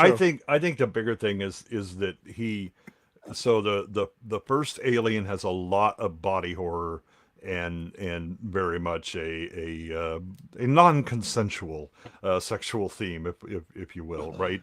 And so he's going back to farm that. The problem is it's like he's forgot how to do it, and again also that he went to the nearest short bus and hired the writer to write this, and so between Ridley forgetting how to do a lot of the basic stuff, the visual stuff, but the script makes it so stupid that it's just it's contrived BS, and so it looks like fetish thing because there's no real setup. I agree. And then even here, she's all excited. Like, she got the answer she wanted, and he, like you said, he's just like, oh, whatever. I didn't get my answer, so. Yeah, I stubbed my toe. You didn't stub your toe. Yeah. And then doesn't he tell her to take? Why do you take the cross off? What the fuck does he say here about the cross? Yeah, it's like you could take it off now now. Who your creators are or whatever. Yeah. And she's like, who created them? And right. Okay. It's just and he's like surface level exploration of faith. It's also, we knocked on one door. Nobody answered. I guess everybody in the city is at home. Yeah. And then this is where he's like, well, she says something about I can't create life either. What does that say about me? No, he says like anyone. It turns out anyone with DNA can create life, huh? And then she again, like a woman, takes this personally. She's like, "Well, I can't create life." Then I mentioned that I'm sterile, I'm barren, I have a dried up husk inside me. This felt like it came out of nowhere. Yes, again, it's like the leap on this, right? And It's again, so this is such shit writing. My God, it is terrible. That's what I mean. The best part is that his solution to her having woes about being infertile is to nut in her. Yeah. How about some dick? Would that make you feel better? Yeah. Right. Let's have some unprotected, unmarried sex. And David's plan depends on his ability to impregnate a barren woman with space goo. Because he has a drop of space goo, an hour later he can get a barren woman pregnant. I don't think this is David's plan. I don't think David knows what it'll do. Right. That's why he gives him the drip or whatever. That's why he acts a bit surprised when he's like, "Oh, and you're pregnant." because when he sees the scan, he kind of there's kind of a surprise. That's not possible on his face. Yeah, and then she's like, "Well, that's not possible." Well, I'm looking at the scan, and pretty clearly, there's Idris playing what was he playing, an accordion? What the fuck was he hurdy-gurdy? Hurdy-gurdy. Yeah, I'm sorry. Yeah, and then he asks her, "Are you a robot?" It's like, oh, so you thinking that too? Yeah, huh? this whole scene is basically him calling her a lesbian. You know, and it'd be like, oh, she won't sleep with me. She must obviously be a lesbian. You know, a robot. And, it's your and frigid. he gets laid. Yeah, it's like if you want to fuck me, just do that. And she's like, I don't even know what you're talking about. This, that, whatever. Oh, you must be frigid. Be my quarters in 5 minutes. I'll show you who's frigid. All right, Dude, it thanks. works. It works. You know what? I gotta give some props to Idris Elba for pulling that off. Yeah, he tried. Yeah. He got it. I mean, that was well played. He got what he wanted. I'm telling you that But apparently he's a bad lay. Yeah. But That's it's like not canon. The internet the bad incel lay is not argument. canon. It's not officially in the movie. Well, officially, this isn't a movie. Yeah, it's true. This is Ridley just dipping his finger in all of our drinks and seeing what's going to happen. Yeah. Unfortunately, he's roofing us. He's got black goo on his finger. Yeah. Ow! Oh, Gooch! wow. What's up, Gooch? Apparently, StreamYard is having a retard moment again. So if we're sounding a little odd to anybody, I'm honestly not hearing that on. No, it's Beck's some or people Canadian internet. Oh, okay, it's just Canada. It's just Canada. Okay. I just want to make sure. Blame Canada. Blame Canada. It's just like I'm going to give you that big. Yeah. Anyway, sorry. I'm gonna come back to my room and listen to Crosby, Stills and Nash. Yeah, we're gonna create a human Oreo, baby. Yeah. I'm gonna play some yacht rock. Wow. What the fuck am I watching here? I forgot. This movie's. Oh, they're back to these idiots. Okay, cool. Is that tobacco? As far as because he's smoking. He's actually smoking in his. I fucking hate this movie. I fucking hate this movie so much. They can't read maps. They get lost, but he can fucking smoke tobacco, and I hate these people. I really. Well, that's because the geologist is a Twitch streamer.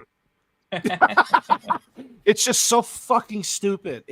I'm like, oh my god, I hate these fucking people. Yeah, and you just see him smoking the tobacco, and you're like, this is the peak retardation. It can't. Oh my god, another 30 seconds went by, and somehow it got worse. Hi, right Vex. now. Welcome back. Are you okay? Is Vex Yeah, it's still fucking up for me. You're coming across good. You sound great. Oh, Well, okay. let's not So go that okay, far. at least it's not affecting that. Yeah. We did get a super fries chat and Postman chips. Postman's. I'm gonna have Jay Goodwin. Fuck you, read Heidi. this super chat. Go ahead, Mr. Goodwin. Postman's Lounge, wrenched for $5. I don't think Ridley wanted the alien to bone Ripley. Everything I read said he wanted it to rip her head off. Well, okay. He said that he wanted them to bone. He said Yes, that. no, it's actually in the original script. There's sex, and then it was changed. You know what, Right. Postman? Even if this echoes, I'm sorry if it does StreamYard, but I'm gonna play this anyway. Darling, just the dandy fairy, and I'm here to tell you if you're watching this, then you're gay now. Oh no! Oh, that shouldn't have dropped acid before the stream. No. That's a sassy. Man, I was gonna get you to play my creepier. Oh my god! I was gonna get you to play my clip, but no, do not. No, we'll save Do that not for come. another Do super. not come. Thank God these are stills. Otherwise, the smears would get that really looked like bad. that looked like a geologist of the future. Yeah. I'm sorry. Oh, maybe 30 inches. Oh, she's not talking about Idris Elba. I'm sorry, she's talking. Yeah, They're talking nobody about records this. Yeah, this Yeah. this transmission never happened. No, this doesn't happen. No. This is where they get- Meanwhile, Nice that the captain can just say, you know what, I'm going to bang this lady. Like, everybody just doesn't care about anything. On it's this good to be the weekend, really. captain.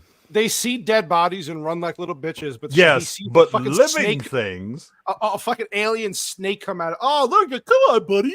Let's Yeah. play. Oh, baby, aren't you cute? And then it spreads its fucking head like a cobra, and the biologist is like, "Oh no, that means that it wants to make sexy time. Let me go ahead and give it a kiss." Unbelievable. I'm just like, who? You're right. I'm watching this, and whoever wrote this Bro, movie, put your dick in it. Yeah. Well, I'm here. I mean, that's more kisses at believable, them. actually. Be Yeah, like, I mean, really, I've been here a really. while. It's it hisses and gets aggressive, and he's like, "Oh, it's okay, it's okay." I'm like, "Oh my gosh, God, this is just die so already." idiotic. You know, I think that the more interesting part is that these guys have been walking around here. They see that this room has clearly changed from, just dormant vases to now liquid on the fucking floor. And out of nowhere, a creature comes out, and their immediate reaction is to try and coddle it instead of run the fuck away. Now, to be When fair, just it's moments not Day. earlier, hold on, just moments earlier, they were freaking out about the pup pinging something live. Yeah. No, so again, it's not Day. So geologist and biologist both become the cowardly lion when they see a dead 2,000-year-old dead body.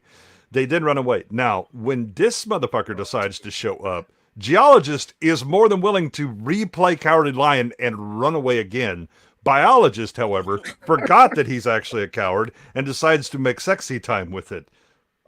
And now he gets religious when he's dying. Oh yeah. Oh yeah. Yeah. So That thing. the Just, answer to so many questions were just put your dick in it. Like, Look at this. dude with her earlier, then Idris Elba, and and chick, and then here we go. Look, he's getting deep. Even the throated by an aliens think alien. about putting his dick in it. Well, and he see, this did. was a surprise. The biologist didn't realize this is trans. He thought it was a girl because he kept using female terms. Next thing he knows, he has a dick in his mouth. Oh God, it's so bad. It's so bad. Yeah.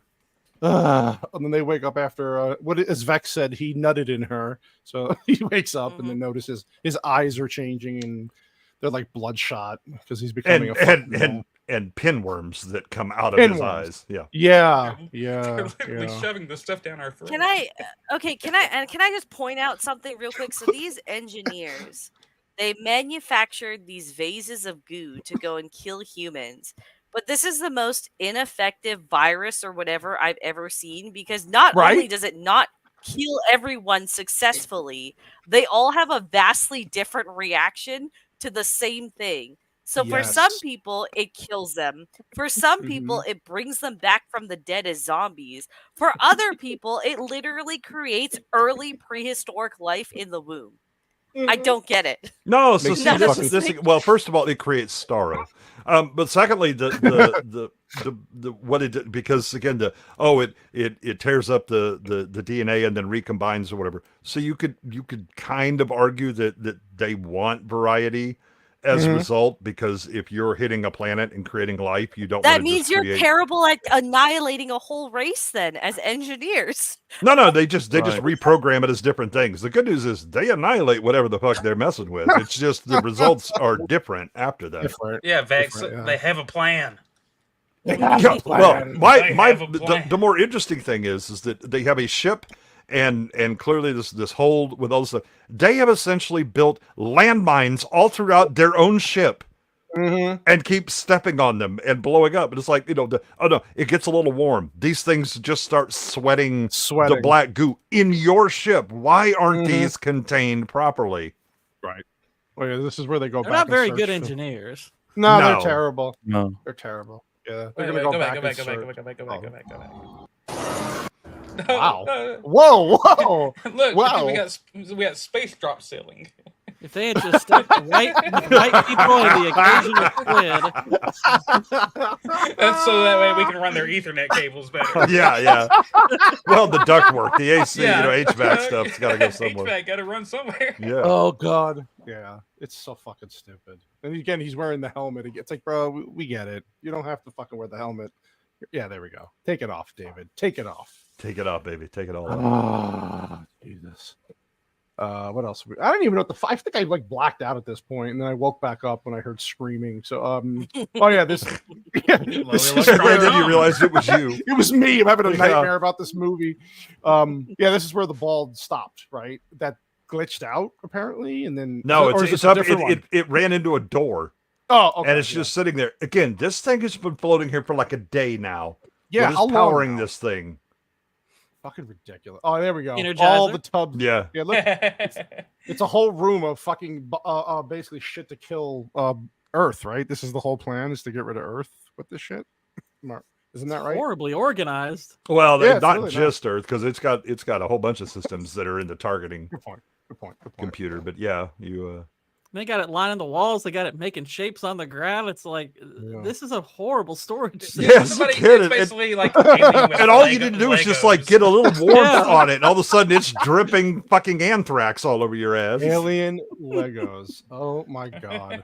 Like I'm gonna stack them this way and that way. Like we have like okay, I used not too far from where I live now. There was a place where that used to store VX gas. Like, this terrifies me. Yeah, if you've seen The Rock, you know what VX gas. Yeah. They stored that fairly close to where I used to live, and it's not far from where I live now. But yeah, it's like gosh, imagine they stored it like this. It's like holy crap, this everything. These are advanced beings. Oh, dude, they're playing dominoes with it, man. Oh yeah. You just walk in and like the guy just chewing a cigar at the desk just has it spilled all over the. I don't know. Let me just get this VX gas out of the way so I can morning get my coffee with it. Yeah. Hey, Chance, I wouldn't touch that if I were you. Yeah, guys out there juggling with it. It's fine. Oh my god. What's your invoice number? Look, it's like spilling over. Look, the shit's spilling over, and this looks fine. This is fine. This is where they find the fucking snake face fuck these people, and then all of a sudden he starts collapsing because he has a alien growing inside of him, and all this shit's happening at once. And I'm like, I don't even care. I want all. Yeah, it was like, oh my god, we better start getting the plot. Well, in as much as there is one, we better ramp it up. Let's. I do want to point out that Velocipaster legitimately has like more religious depth than this movie. Oh god, yes. It's not and close. Character development and that's plot and it's an objectively better movie. Yes. That's a masterpiece. Where's Nadia? Yeah, Nadia. Nadia, you were curious about this movie. Velocipaster is a better movie than this. Yeah. Yep. This is all she does in the whole movie. Is just stand there like fucking with this stupid look on her face the entire movie. She does nothing in this movie. She looks angry or concerned. She's completely or mildly wasted. horny. Yeah, that too. Well, she is somewhat aroused while she's busy burning down Charlie. I mean, at least she doesn't look bad. No, she looks good. Yeah, that's true. That's true. That's the one thing she has going for her, I suppose. Yeah, I mean, I guess she actually does ask the question like, why is he sick? What does he have? And, right. She's playing the Ripley character now with the wait, no, you don't get to bring this onto the ship. Mm-hmm. But Whitey, I wish I could have played your video. With the fucking Beverly Hills Cop theme that he's playing on the keyboard. Oh god, the stream. Are you talking about like when Idris Elba is flying the ship into the? No, you're talking about where he's the pushing rubber, the the silicone eggs where you. Whitey made an edit where he's playing the Beverly Hills Cop theme on the. No, my favorite is when Idris Elba is flying the ship into the alien ship, and it looks like he is standing there playing a Roland synthesizer because like the stand and everything is like shaky. It is great. Can I just point out too? So like these guys have rooms of these jars, but they decide to put the control room right next to the most packed room of diseases. That's what I said. They put landmines in their own ship. Yeah. I mean, what happens if that ship experiences a little turbulence? It's like, and I'm also trying to figure out why were there guards outside of this room, but then there's a pile of bodies elsewhere in the ship. Now you're asking. I'm sorry, you were trying to figure out the plot of this? Yes. I think I found your first problem. Why was this movie made? Yes. Why is just hanging over this entire movie? Here's the next question. Why is it a flute that controls everything? Oh, bro, I laughed out loud when he did that shit. I was like, why is he playing a fucking flute? What is he, the Pied Piper? It's like, this is Willy Wonka shit. Yeah. It's like, what? I think they were checking in on Earth and they were like, that Ocarina of Time is pretty dope. We should. Yeah. Pretty badass. Well, we've had the hurdy-gurdy. Now we need the flute. But the other thing is, these aren't so. Again, when we first saw them, in you think, they're holograms, but then you see them blow Fassbender's hair around, right? This thing is actually touching the buttons. Isn't this a terrible idea for your replay to then reactivate machines? Because what is it if your replaying was actually the thing that fucked things up? Right. Well, you're right. The logic again. You're bringing logic into a situation. Yeah. I clearly brought the wrong tools to this. Yeah. And then he could just grab shit out of the hologram. It's God. This is so fucking You're supposed stupid. to be distracted by the colors. I'm look at the sorry. colors. Pretty.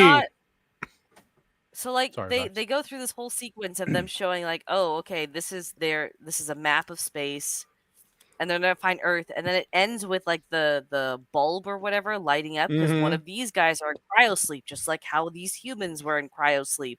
And it's never really explained why they put themselves into cryosleep instead of just going and killing the humans as originally planned. Why would they need to sleep on their death ship? Oh, I think so. God, I feel dirty trying to make this thing make some sense, but the argument you can make is that much like the humans, right? So these guys, they can't, just suddenly show up at Earth in 2 days or something, right? So they're still constrained by the same laws of physics. So they would cryo sleep for the people who are then going to, suck down the juice and take the nesty plunge into the waterfall or whatever, right? So those would be the ones that you put in cryo sleep. And the rest of the crew is there to essentially run the ship, get things going or whatever. But they fuck up. And stepped on the landmines that they themselves installed in their ship. And this one guy is the only one that survived because he was the one, coincidentally, he was the only one that was supposed to take this shit. And and he's the only one that didn't. Okay, so hold on.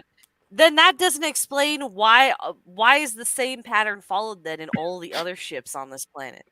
But we don't know what happens with the other ships. Well, the assumption is that it's the same layout on all the other ships because there's multiple domes, right? So why would there be multiple ships of them doing that? Well, because A, they have multiple targets, but B, like you were saying before, that it's not just one person shows up on planet and makes it go away. That they show up on different areas of the planet, right, and then infect it so that it can have this worldwide effect. Okay. Then my next question is, why are these ships U-shaped, but the mothership looked like a standard UFO? Because this is retarded. Well, okay, all right. Here. God, I'm gonna have to take a shower after this because I feel so fucking dirty trying to make this movie make sense. But if you show up with the big UFO thing, maybe that's when you create life. When you show up with the big horseshoe, that's the unlucky horseshoe, and we're here to destroy you. I also have a sneaking suspicion. I have a sneaking suspicion that as idiotic as this thing is, that the engineers are actually there's more than one faction. Some believe in creating in the life or whatever, and the others are trying to destroy it. Well, I mean, that theory is completely discredited in Covenant because there's only one race of them and they all fucking die because of No, I David. still agree that there's a single race. I think that there are factions within it. The good news is that Covenant's like, I don't care. Fuck all y'all. Y'all look alike to me. Die. Yeah. This is where they're trying to convince Vickers to bring the guy on board. And she's like, nah, I ain't having it, dude. Stay back. With her flamethrower. And his face is ready to explode. We're at an NyQuil. Yeah. I'm trying to figure out. So they went to an alien planet with no fucking guns, but they brought flamethrowers. No, they have the pew pew guns that they use later when reconfigured geologist shows up. Yeah. Well, they had guns. It's just like she was like, no, we're not doing that because Alderaan is a peaceful planet. This is a scientific expedition. And they're trying to make you feel something for these people, and I'm like, okay, he's dead, so it's like I don't care. I'm like, please burn him. You should have burned him a long time ago. He's irritated me throughout this. You should have been burning all of them in their sleep. Yes. The editing on that part with the transition between the scenes was so bad. I thought it was about to say TBS.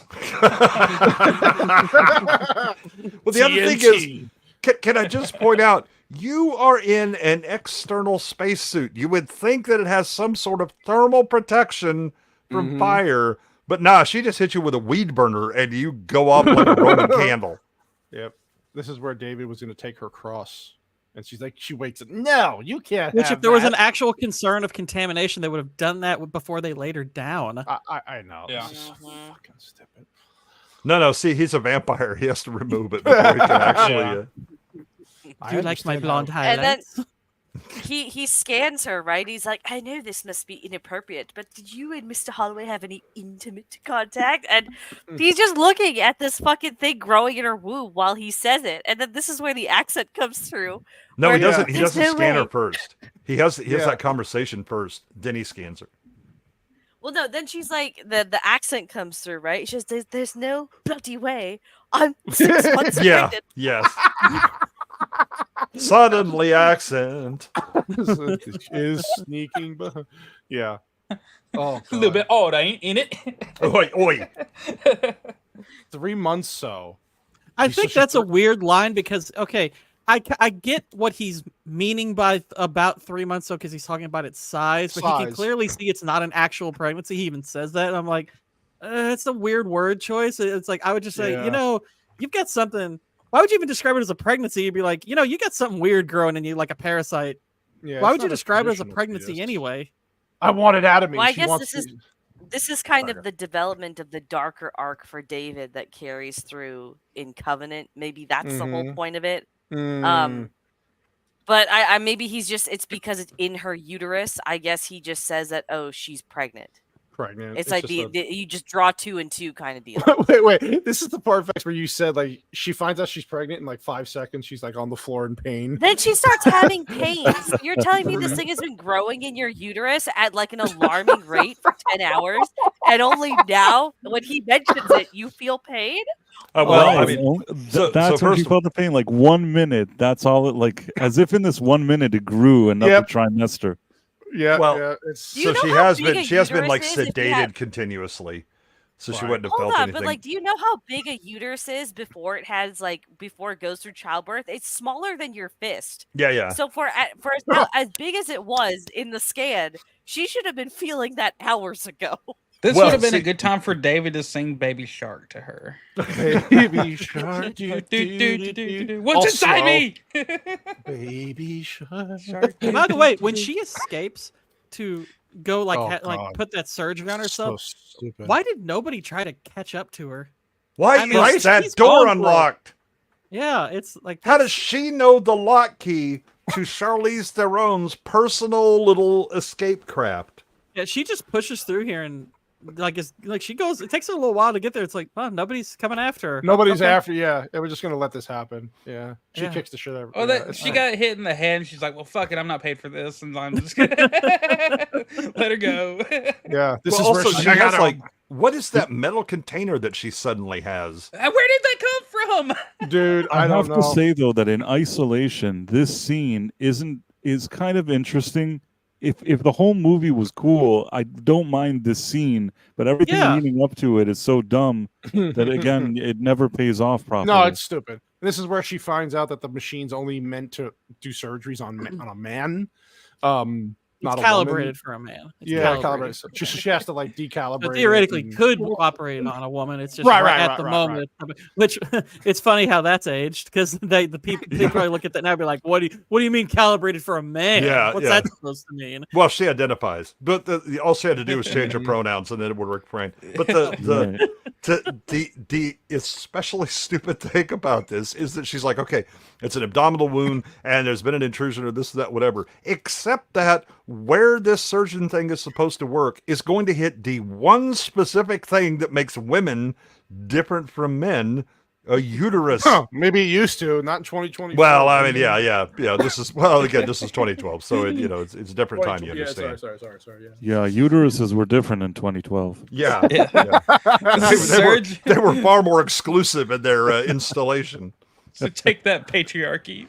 Take that. Yes, Nadia. We are still going because there's so much bullshit. Well, we're getting there. You can see the thing poking through her stomach, so a little throwback to the alien thing, and it's just like I still will say that I don't know. Maybe in this whole movie, this is the only scene I kind of like that they like do the incision and they take it out. Like, there's something about it that I like. I don't know why. I totally agree, bro. It is the best, probably the best part. It's a neat effect, and were there any kind of sanity around it that would make it make sense? I wish this would have been a nice climactic scene to a movie that actually was well written, but since everything is crap, it's just there. Yeah.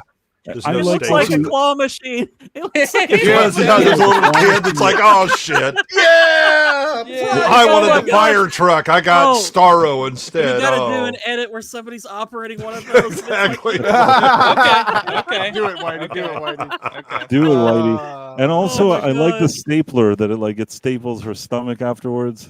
Right. It looks like when she yanks the umbilical cord, that would fuck. Oh yeah, because that's what you do.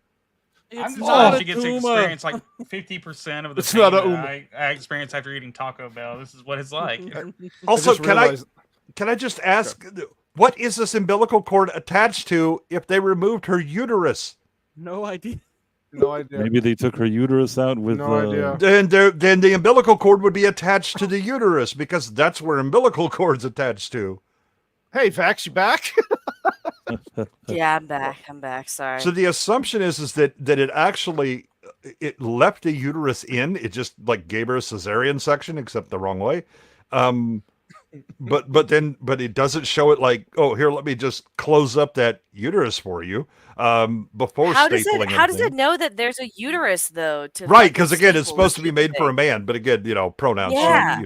But But the thing is that again, the uterus has to be still in her because the umbilical cord is still attached.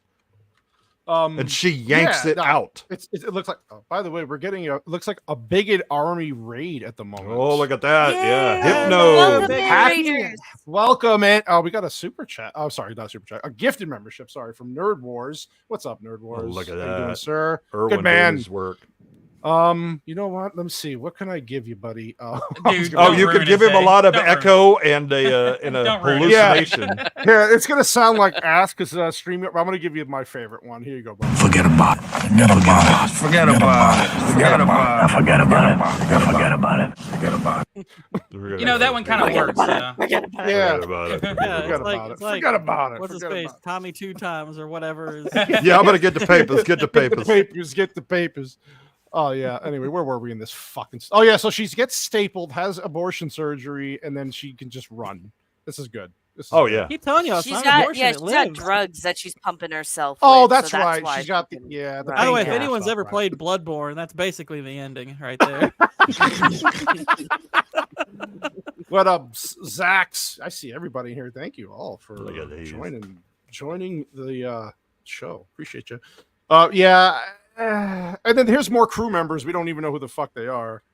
And, This is the guy. These are guys that are supposed to be helping Yannick, like fucking pilot the ship, but they just disappear when plot points happen.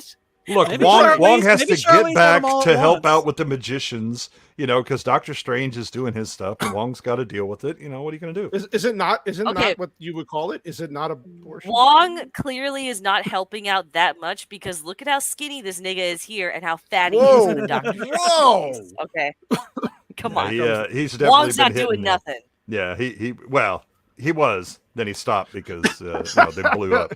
Yeah. It wasn't Oh, just here we go. just the ship that blew up there at the. This the is end. where the this is where the machine is. This the new one? No. This is the. This is a reconfigured geologist. This is This is Prometheus. Yeah. This is so we're doing it because the new one's coming out, just to have the alien stuff going on, which I'm hoping I can go see soon. What? Didn't they already think the guy was dead? Why didn't they learn anything? They're just going to open this thing, and this scene makes no sense to me. It's so None at stupid. First of all, all. it's so fucking. Why would they just first of all leave him there, and then second of all, he does this weird. Yeah, like I spider- initially thought this was Charlie because he died outside there and was burnt up. Right. I was like, okay, this guy looks kind Right. of burnt up. But I was like, oh no, this is the geologist guy. Okay, why That we already knew was dead. Folded up like that. All right, yeah. And he That's looks weird. like he's dead. Right. Yeah. It's Well, so but the fucking- thing Like a is that zombie at this point. You don't yeah, let him in. then who deposits this, right? Because you come out and you go, okay, somebody folded, spindled, and mutilated this guy. It's true, But who sweetie, dropped Bob. him off on our doorstep? And then he's like, no, Yeah. I did. Ha, surprise. Well, then this is the part. Like they have weapons, they don't use them when they want to, but then they're allowed to shoot them inside the fucking ship and just burn everything and try to kill. It's like this is so stupid. I was laughing. I'm also literally I was a laughing. little confused too because like when the storm happens earlier, we can see that there are cameras on the outside of the ship. But then Mhm. when the dude comes back from the dead, they have to open the ship to see what's outside. Right? So Well, again, they weren't recording because obviously they didn't record the transmission, and nobody somebody forgot to hit record on the button. And they drive over his fucking body with this big ass truck, and it doesn't splatter him everywhere. How is that possible? Also, I thought they were aliens worried called out. about. Yeah, I Sorry. thought they were worried about contamination and shit though. So why are they Right. running over dead bodies? You can contaminate my tire tread. Yeah, it's like Yeah, in the meantime, she's just like Gordon said, she's just roaming free through the whole fucking ship. Like, Yeah, dude, they just nobody's gave Oh, up. by the way, in the next shot when she enters the room, her uterus wound completely healed. Yep. Oh no shit! You know You what? look at it like when that? it's kind of showing from the side. It's like there's no wound. It's like, oh, What is going? okay. Oh god! Oh my god! Why? Look, This is those where they staples are really effective at Yeah, this is where they healing it. figure out Waylon's alive with the shitty old people, that awful fucking makeup again, and then and David's got the great job and honor to clean his dirty old feet and nails with a fucking Q-tip. Well, you see, this is a religious callback. He's washing his feet Stop it. while he's in robes, and oh my god. Yeah, Jesus Right. washed his disciples' feet. He didn't give them a full blown manicure. I can't get the testicle image out of my head now. Now that you've said it, he really does look like a That, testicle. see, it's no, you can't. Yeah, no, it's stuck. I Yeah, cannot look see at it. look at those pretty feet, blisters. And, Oh, man. Yeah, David, go to town, baby. Tarantino, how extreme are your tastes? Somebody take a still of that and post it on Tarantino's Twitter and see what he does. Would not? Yeah. Hot or not? Hot or not? Well, would or would not before or after the alien abortion? Yeah. Smash or pass before or after? That's the question. Smash. Mm-hmm. Those Get a feet? job on Nickelodeon, baby. Hey guys, that guy likes. This is our 46th president right here. There you go. Make a meme video about it, Gordon, right now. Yeah, so this is the whole. He gives up his whole plan here about how he's trying to find live. He wants to live forever. He doesn't want to die. And then she's like, "We were so wrong." Yeah. Who's this we, Kimosabe? Yeah, I don't Right, know. Yeah. you stupid bitch. You went into and saw some 35,000-year-old cave paintings and thought they were for you. What do you mean? Oh my You were god, wrong. the world isn't all about me. We were so wrong. We? Right? Who the fuck is we? Who the fuck is we? Oh, Like, sweetheart, I hate God. to tell you, but nothing is a better proof of God in this movie than him saying, you know what? It really ain't about you. Exactly. Ain't about you, yeah. woman. Ain't about you, woman. Oh my god. She's like, yeah, you're right. I am a woman. I should know my place. Yeah, so she's like obviously upset about what the hell. Oh wait, what was this? I missed this part. Oh, well, she's washing her face, right? Yeah. Because she's washing herself. She's cleaning up. So this is the scene where in the She trailer put on if a you- ring from Homeboy. She actually who- prays. She prays in the trailer, and then in the deleted scene she prays. They cut it from the movie. I was where she- praying at this point too Yeah. for the end. Yeah, no shit. It does get a bit long at this point. I feel like at this point in the movie, you kind of think, okay, it's about to end, and then you're like, shit, no, there's oh, another no. 30 We have minutes. so much more. There's a half hour, and I'm like, this. You know when a movie's bad when you keep checking. Yeah, Yeah. the runtime. You're like, how much? Yeah, how and much I'm like, longer? oh, yeah. I'm sitting there. And in with reality, it's Sassy. not like a super long movie. No, No, it's like 2 but hours. it feels like it. It feels feels long. very It long. ended- Yeah, It it's ended in short. 2 It's hours. shorter than Aliens. Yeah, and Yeah. Sassy looks. She goes, "Why did that feel like it was 4.5 hours? Because it sucks. It's like that." So imagine where Rebel Moon must feel like the director's cut. Yeah, this was the when Part of she's the doing the reason- prayer thing. I was praying. Yeah. I was like, and then at the end, I had lost all faith because I had gone pure nihilist, God is shit. Because if he didn't answer my prayers over this, there is no God. What were you The saying? first Price? 30 minutes of the movie is just one big exposition dump, and then it starts basically, and its pacing is very slow. Yeah. And by the time you reach this point, I think it feels a checked out. lot more than 90 I minutes. want it to end. I want it to just, and then he makes the assumption, Idris Elba's character, like how, basically, well, what is he basically? I fucking. Oh totally God, forgot this logical fucking leap. It's a does he biological say? warfare lab it's for the engineers. Yeah, that's it. That's it. That's And it. it's like, so how do fucking you stupid. know any of this? You haven't even been inside. Nobody knows anything about what the fuck this Oh, black he did goo go. is. He did go inside when and that was when Charlie got sick and they had to drag him back. Oh So yeah, he yeah, got- yeah, yeah. Because he goes in, yeah. But he just finds homeboy who got love strangled by the snake that he decided was his friend, and then the other one who fell face first in acid goo, and then he hasn't seen the containers of death. Right. I What the think fuck is I he do a talking better about? Southern accent than Idris Elba. You do accents well, Price. We know. Yeah, Not yeah. really, but I did this one better than him. For some reason, he doesn't convince me. I mean, yours has been more consistent throughout this stream than his has been in the movie.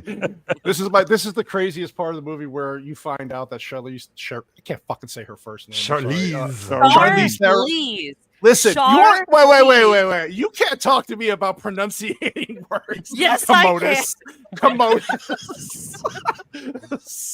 No, God, what was the normal word that she screwed up when reading like the trivia or whatever? We all lost it in chat. Citadel. Yeah, Citadel.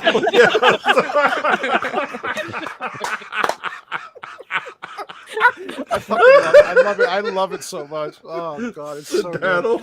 Citadel. We kind of come full circle because it was Charlize on her way to the Citadel. Yes, the Citadel. Yeah. Oh yeah. Yeah. Then like you don't understand what the hell's happening here yet, and then she's like, oh yeah, okay, Dad, and then she does this weird thing where she tries to kiss his hand or lick it or whatever the fuck she was doing. That's kind of weird. Every time I see her, it looks like she wants to bang the person she's talking to. Yeah, and I don't know why. Whether it's like David the android or her father, she has like this weird look. I can answer this for you. At this point in Charlize Theron's real life, she dumped the only man that ever loved her and wanted to marry her, and she was on this crazy like dick hunting spree. And all of the promos she did for this movie, I remember this very vividly. Almost every interview, she brought up how she either wanted to fuck Michael Fassbender or liked his dick. Yeah, it was in almost every. So she's just dick thirsty at this point in her life. The thirst was strong. It's too bad that I didn't run into her during this time. But it didn't really. Not that it would have helped me anything, but near the end of the movie, the only time that old Biff gets head here is from his own son that isn't real. And it's just his head bludgeoning. Yeah. Well, so the thing about the hand is that she's this is her father, who is very clearly he always wanted a son, and so she's hoping to have some sort of touch on her face or on her head, right? Because she kind of does this childlike pose or whatever, and he just makes a fist, and he's like, "Nah, fuck this shit." It's also funny that when her line where she calls him Dad, like the music drops like all ominously, like that's some big reveal, and I'm like, Ridley, nobody cares.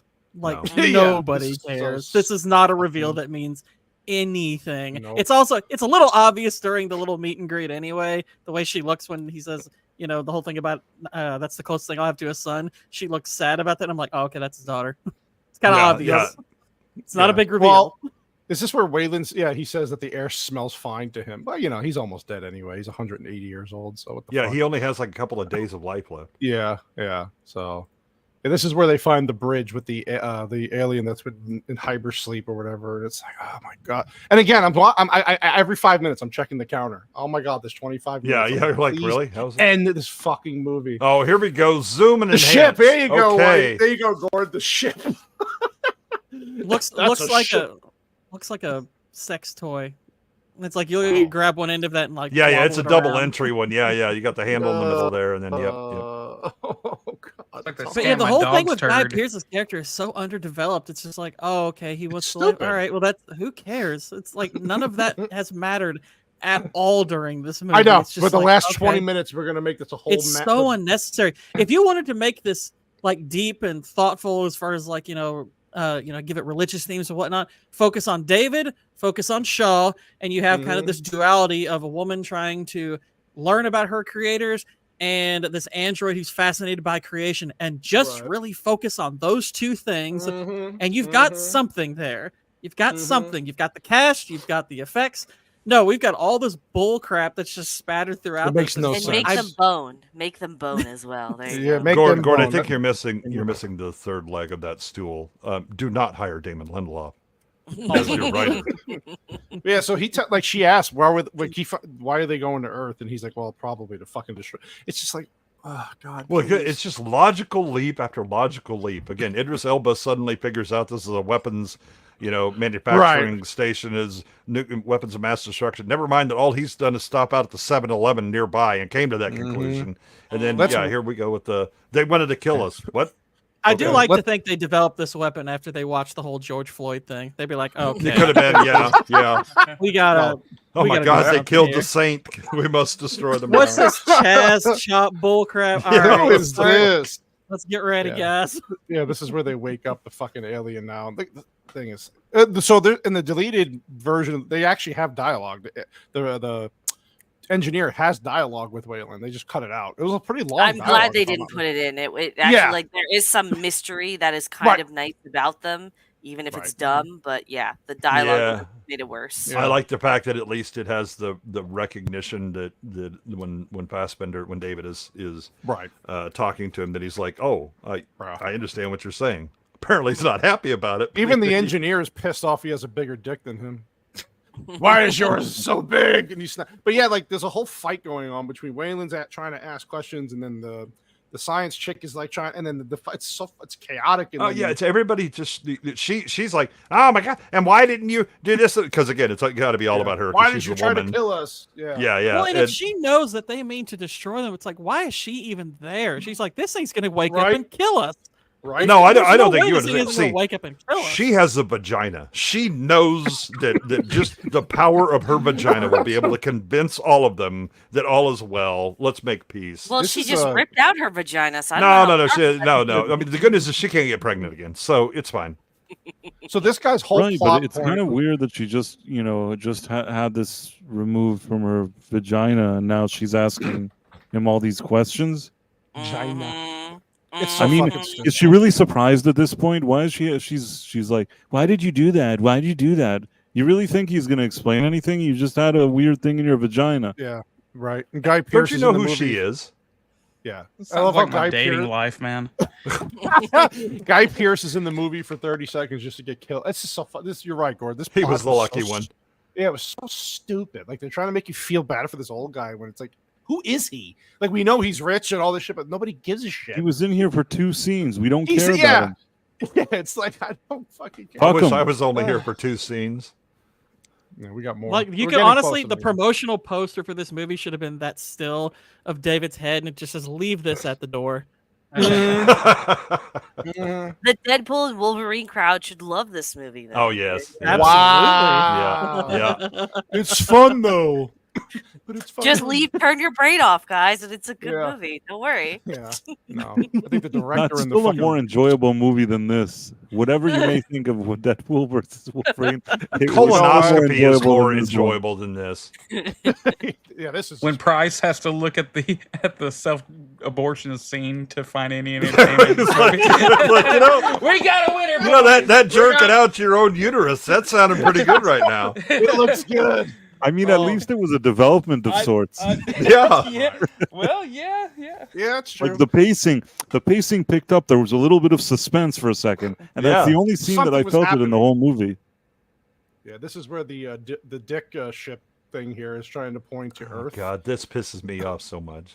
Yeah, and then it goes, and then she just runs out, and she's like, "Oh, the ship's." She's just jumping from ledge to ledge while she doesn't have the wounds anymore, like Beck said. They're gone she's had a hysterectomy though, at the very least. No. Yeah, the great thing is she jumps and hits midsection on one of the edges, and still just pulls herself up like, nah, bro, it's fine.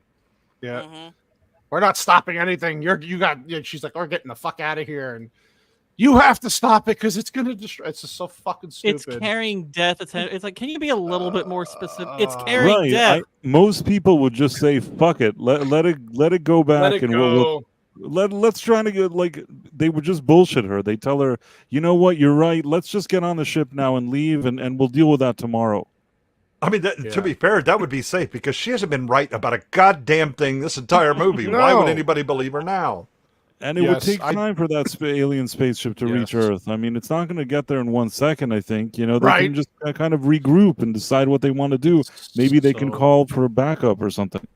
Well, he tells her basically, go back into your your ship that has 2 years worth of life and just get the fuck away from me, and you'll survive.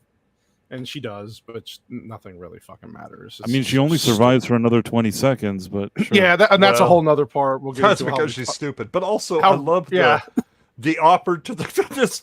What the fuck is this? Again, the absolutely unearned responses from these characters. Like, hey, you guys, you can join me as big as you want to. Scary No, the captain needs it. Was like, what the fuck? You guys haven't been on the bridge, but maybe one time previously. There were people they made dying. like They just they weren't even here. Yeah, there's a passing comment early in the movie about a bet, and then they bring it up like it's some big I didn't even set up a payoff, man. I forgot about the bet. I was like, what the fuck are they talking about? Like what? I couldn't remember either. Sadly I did. I didn't care, but it didn't matter I because only who remembered cares? because by the fourth watch, I was like, oh, okay, they referenced that. Well, you can trust the Asian guy who's in the future still using chopsticks. You're good. Yeah, there's where the Why didn't he just use his sling ring and get the fuck out of here? Because he's too fat now. That's why. Oh yeah.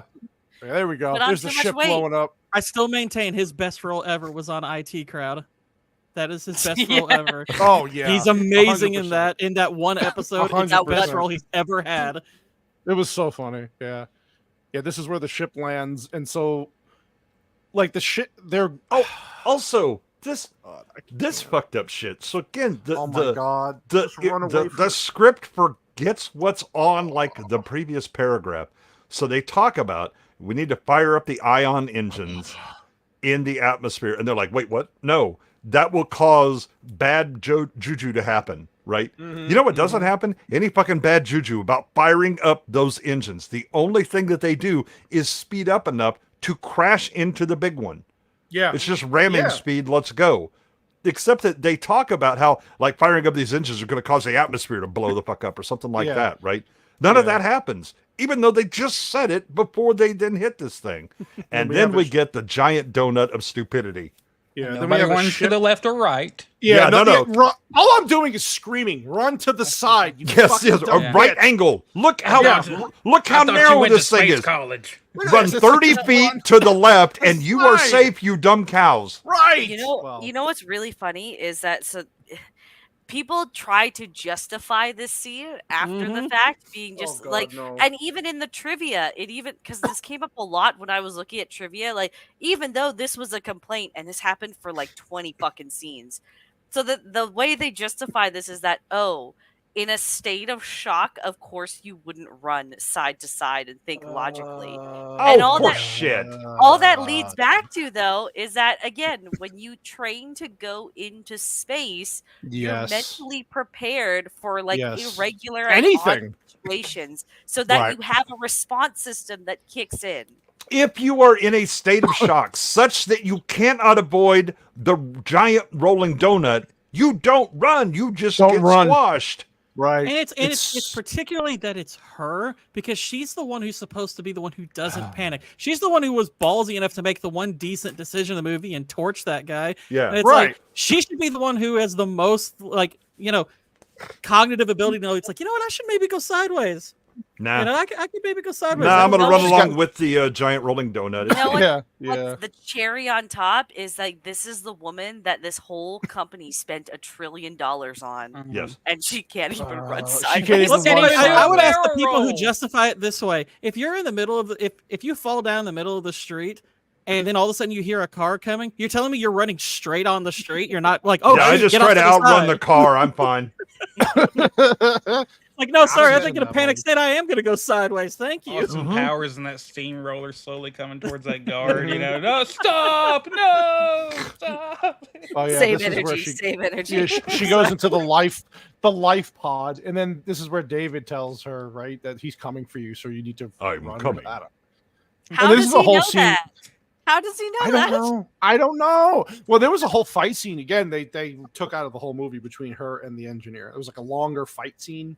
And they just removed it. It's because it would be stupid. He just would snap her like a twig. Right. He pulled the android's head off, no problem. He just popped him like a... She's got an axe, though, guys. Come on.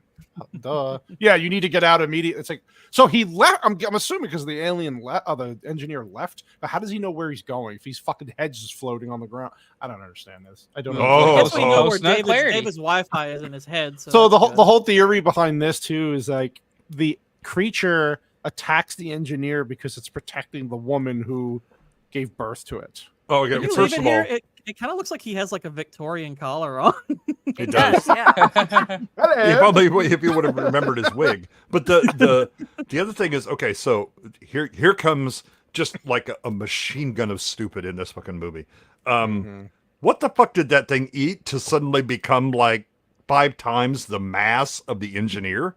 It had the umbilical cord, man. That's why. That she ripped out. Yeah, it just ate that. It ate about 10 grams worth of food, and just it's probably mostly water weight. It grew so fast from the second he was in the uterus until this rapid growth. I think.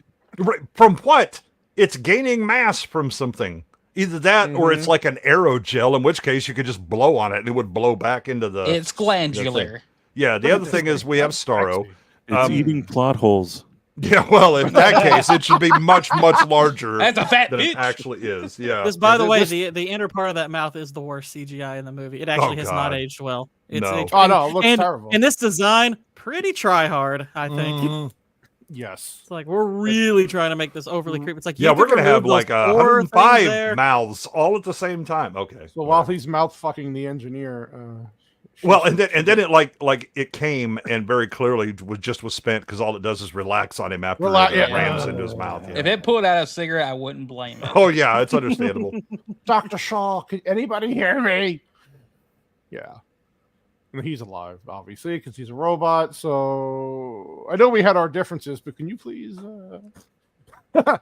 could you please help me get out of this place? You know, I I tried to get you to raise an alien in your belly, and let's let bygones be bygones, shall we? Yeah, let's go ahead and help each other out.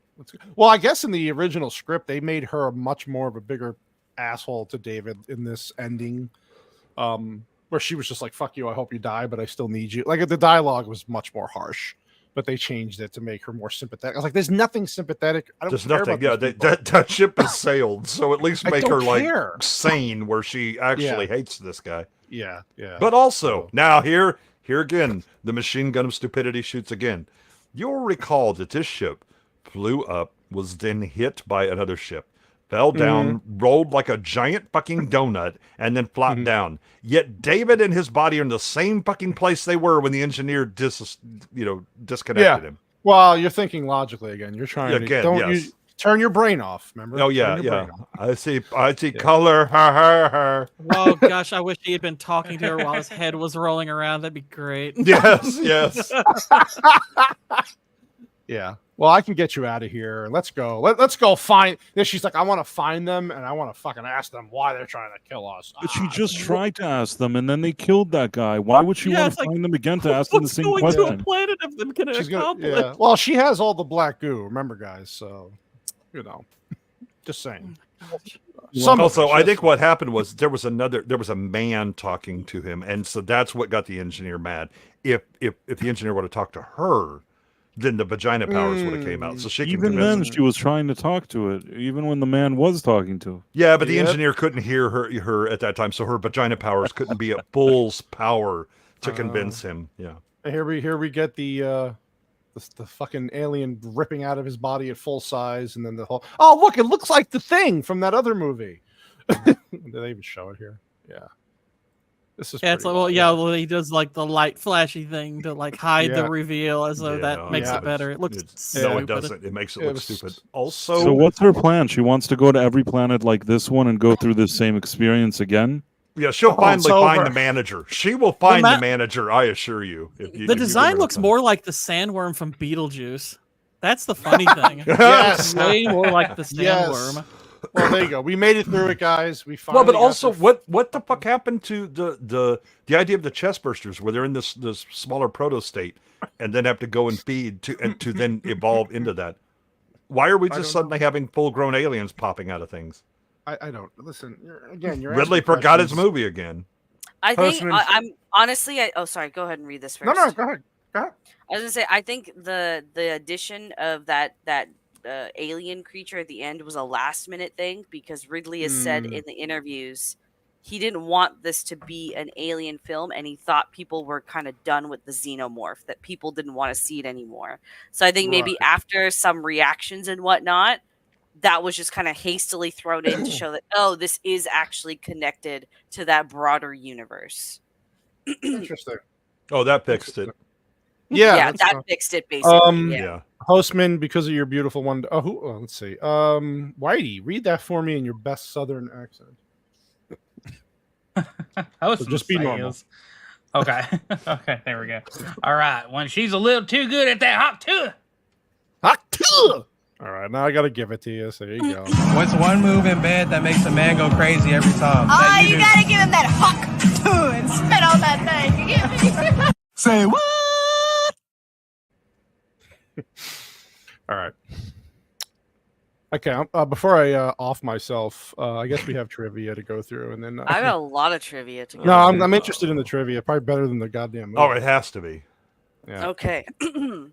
All right. So this movie had a budget of $130 million, and worldwide it took home just over $403 million. So I think this was technically a flop. Good. Yeah. Good. It should have brought home $4. Scratching my back. Fucking Christ. Sorry. I'm sorry. I thought you had an itch. I was just trying to help. So this came out on June 8th, 2012. It debuted at number 1 domestically. It came out the same day as Madagascar 3. Now it dropped to number 2 the following week, and Madagascar 3 took over number 1. Nice. Let's be clear. It was number 2 from the beginning. Yeah. All right.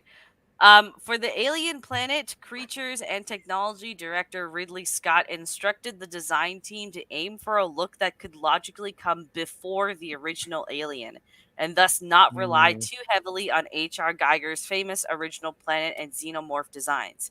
However, almost all of the team's drawings eventually contained subconscious Geiger-esque embellishments, and while also drawing inspiration from several unused Geiger designs from the 1979 Alien. In the end, it was decided to invite Geiger himself to come over, who approved of the use of his old ideas and gave additional input to on reverse engineering his original designs for the new film. Geiger died of fall-related injuries in 2014, making this the last movie related to the Alien franchise that he worked on. Wow. That's interesting. I don't understand what's logical about the alien looking like that 30 years prior. Things don't. It's like that doesn't make sense on on an evolutionary level at all. Shh, it's okay. I mean, the technology for the humans devolved. Yeah. So true.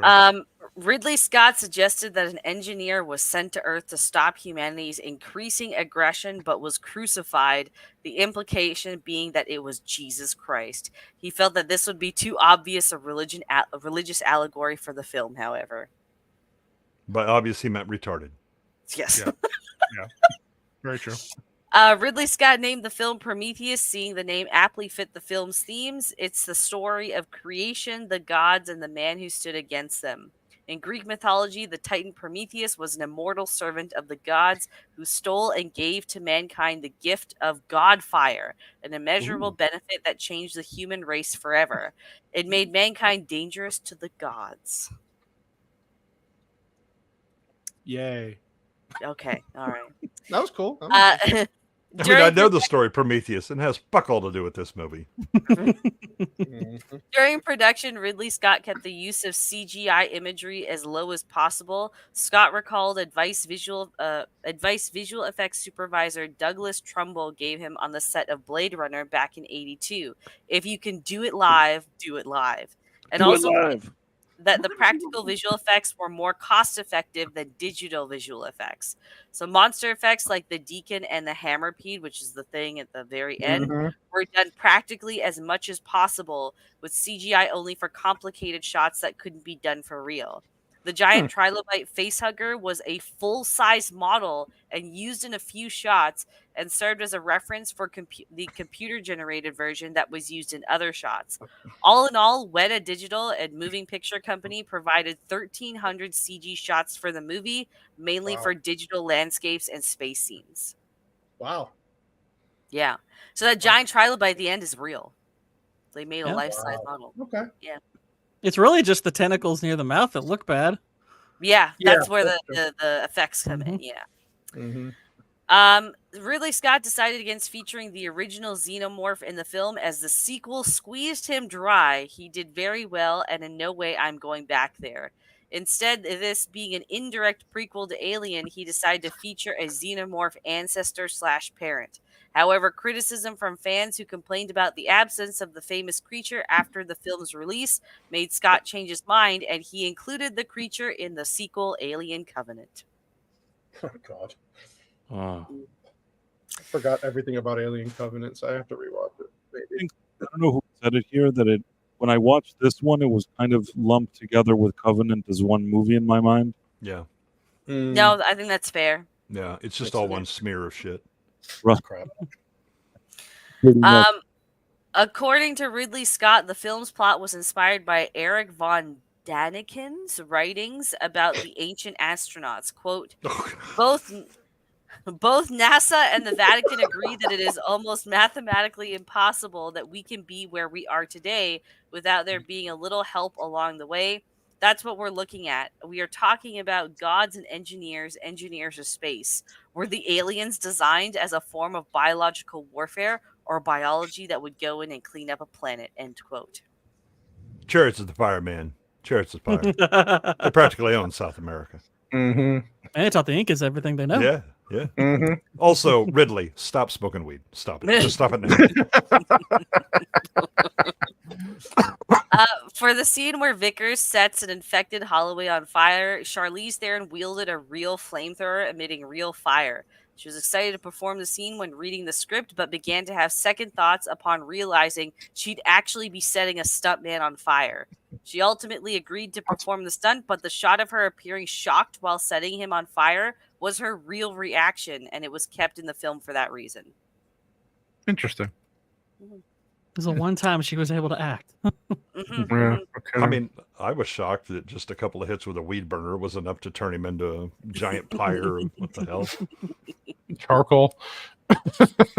The array that you see like in the ship with David was one of the most complex visual effects of the film, containing 80 to 100 million polygons and taking several weeks to render as a single complete shot. Jesus. Which shot is this? The Ori, the map. Yeah, with all the stars and the planets and all that stuff. That took that long until I didn't even notice it. Well, there is a lot of shit going on with that thing, and then you got people playing basketball with Earth, and you know. In 2002, James Cameron discussed ideas for a fifth Alien film with Ridley Scott, with the intention that Cameron would produce the film with Scott directing and Sigourney Weaver returning to star as Ripley. However, upon discovering that 20th Century Fox was developing a crossover film, Alien vs. Predator, Cameron ceased all work on the project, believing that a crossover would, quote, kill the validity of the franchise, end quote. Though Cameron went on to state that he would never work with the Alien franchise again, Scott eventually ended up reworking their idea into this film. What could have been? Yep. What could have been? On May 7, 2012, Guillermo del Toro declared that his long-proposed adaptation for At the Mountains of Madness was indefinitely delayed, as he felt Ridley Scott's Prometheus was extremely similar to the approach he penned for the H.P. Lovecraft novella. Even to the point of having scenes that would almost be identical, both movies seem to share identical set pieces and the exact same big revelation at the end. What the hell? Wow. Yeah. How in the hell do you get in the mouth of madness from this hook of shit? Who knows, bro? Who knows? I can't. Oh, I thought this movie made my head hurt. That shit. Oh my god. This film was originally intended to be a true prequel to Alien 1979, and the first draft of the original script, which was titled Alien Engineers, included far more elements from the Alien franchise. For instance, it would have taken place on LV-426, the original planetoid from Alien, which contained a mysterious pyramid. It has canisters which contain earlier forms of facehuggers, and one of them impregnates Holloway, which was the Logan Marshall Green's character. Unaware of what happened, he returns to Prometheus, and a tentacled chest burster breaks from him while he is making love with Shaw, slowly pulling itself out of his chest. David is a much more malicious character in this draft, hating his human makers to the point where he even plans to help the engineers kill them all. Shaw tries to stop him, but David ties her down and releases a facehugger upon her, impregnating her with an alien as well. This creature is surgically removed before it can burst through her chest, but it is ejected from the medical device, and while Shaw recovers over several hours, the creature grows and starts killing people. Shaw was to finally battle with the Ultramorph, the xenomorph that emerged from the dead engineer, and the movie was to end on a more ambiguous note, with Shaw and the remains of David being stranded on the planet. The mutagenic black compound, which turns Fifield into a raging monster, as well as David's demise, were all part of the original script. According to that writer, Fox Studio executives requested that the recognizable elements were toned down in order to make the film more standalone and have its mythology. So major rewrites were done by Damon Lindelof. Yay! What a smart idea that was. The film was originally, so straight up prequel, so more script stuff, via script written by John Spates, who is in high demand due to his previous script being on the unofficial Hollywood blacklist of best unproduced screenplays. Spatz had actually been discussing other projects with Scott Free, which is Ridley Scott's production company, when they asked him to write an Alien sequel. He immediately felt that it had to be about a so-called space jockey, the giant dead creature in the chair found in Alien, and how its race was evolved in the history and evolution of both humans and xenomorphs. Spade's first drafts, the studio insisted on a more experienced writer to rein in many of the parts that made it an unidentifiable alien film, and to focus more on the engineers. Scott then contacted David Lindelof for advice on the script and to make it a more original film. Famous last words. Yeah. Good work, Ridley. Good work. Contact David Lindelof for ideas. Yeah. Yeah, thanks, David. Oh my gosh. Loser. It's like copying your homework off of a retarded kid. Yeah. Hey, Corky, can I go ahead and just copy your homework? I have to say that during those years, J.J. Abrams and Damon Lindelof were like Bonnie and Clyde of Hollywood. Destroying Hollywood. They were able to do so many heists, and really all these studios believed that they were great. Yeah. And they're not. Well, JJ had the I have Spielberg as basically my they were too slippery snake oil salesmen. Yep. Yeah, kind of like Hamburglar, like the Hamburglar of Hollywood. More like the Turdburglar. Yep. But you know what I mean. Yeah. I always think of J.J. Abrams as the Hamburglar of Hollywood. If you look at the Hamburglar, he kind of looks like J.J. Abrams. Can I ask who the mayor? Who is the Mayor McCheese of Hollywood? Oh God. I don't know. I think it was Harvey Weinstein for a while. Oh, yeah. Now it's George Clooney.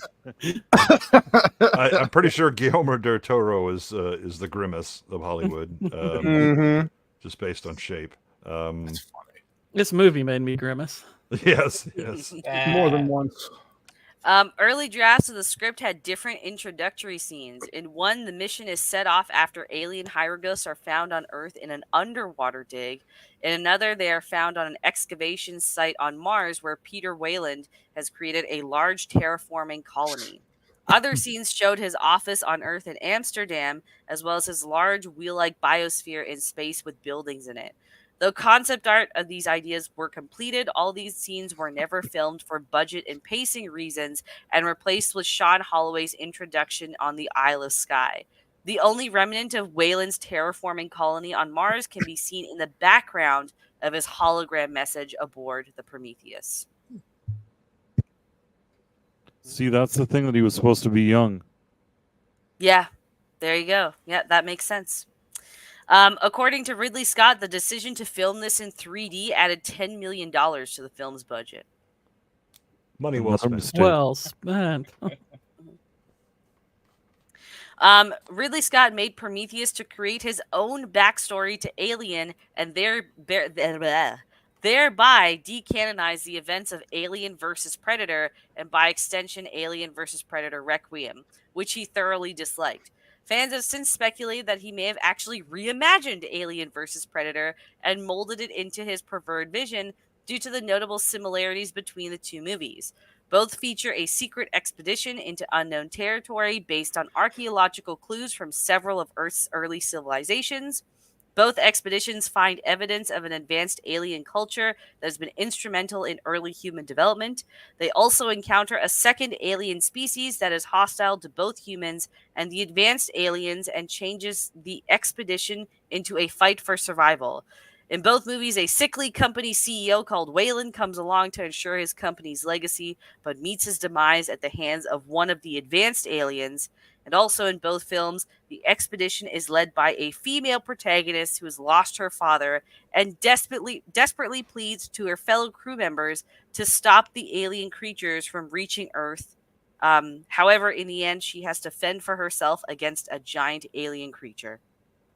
God, so they really did. They were like, okay, so let's take a very dumb thing, and can we get Lindelof to make this much dumber so that we can go ahead and film that? Because AVP was pretty crap from the story wise, and then they were like, no, let's make it worse, and they did.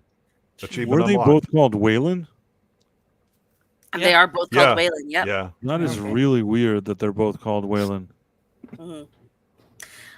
More things from John Spate's original script. So Peter Wayland only appears in the beginning and he doesn't come along. His obsession is not with eternal life, but with a desire to retrieve the engineer's profitable terraforming technology. Milburn is killed by a hammerpede, which later jumps from his body and kills another crew member with its acidic spit. Yannick and the others kill it with axes. Fifield is infected by the black liquid from the ampules and transforms into a xenomorph-like creature. Shaw, who runs over, and it's Shaw that runs over him with a vehicle.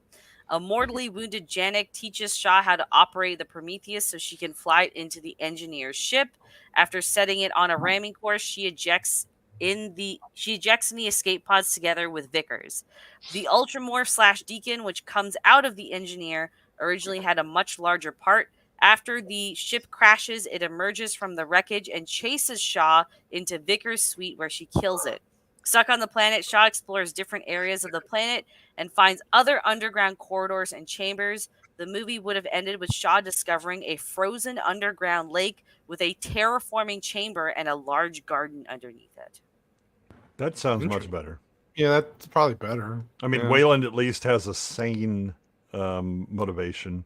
Yeah. It just sounds like all these original versions had way more horror elements to it, as opposed to being like this trying to be deep sci-fi film.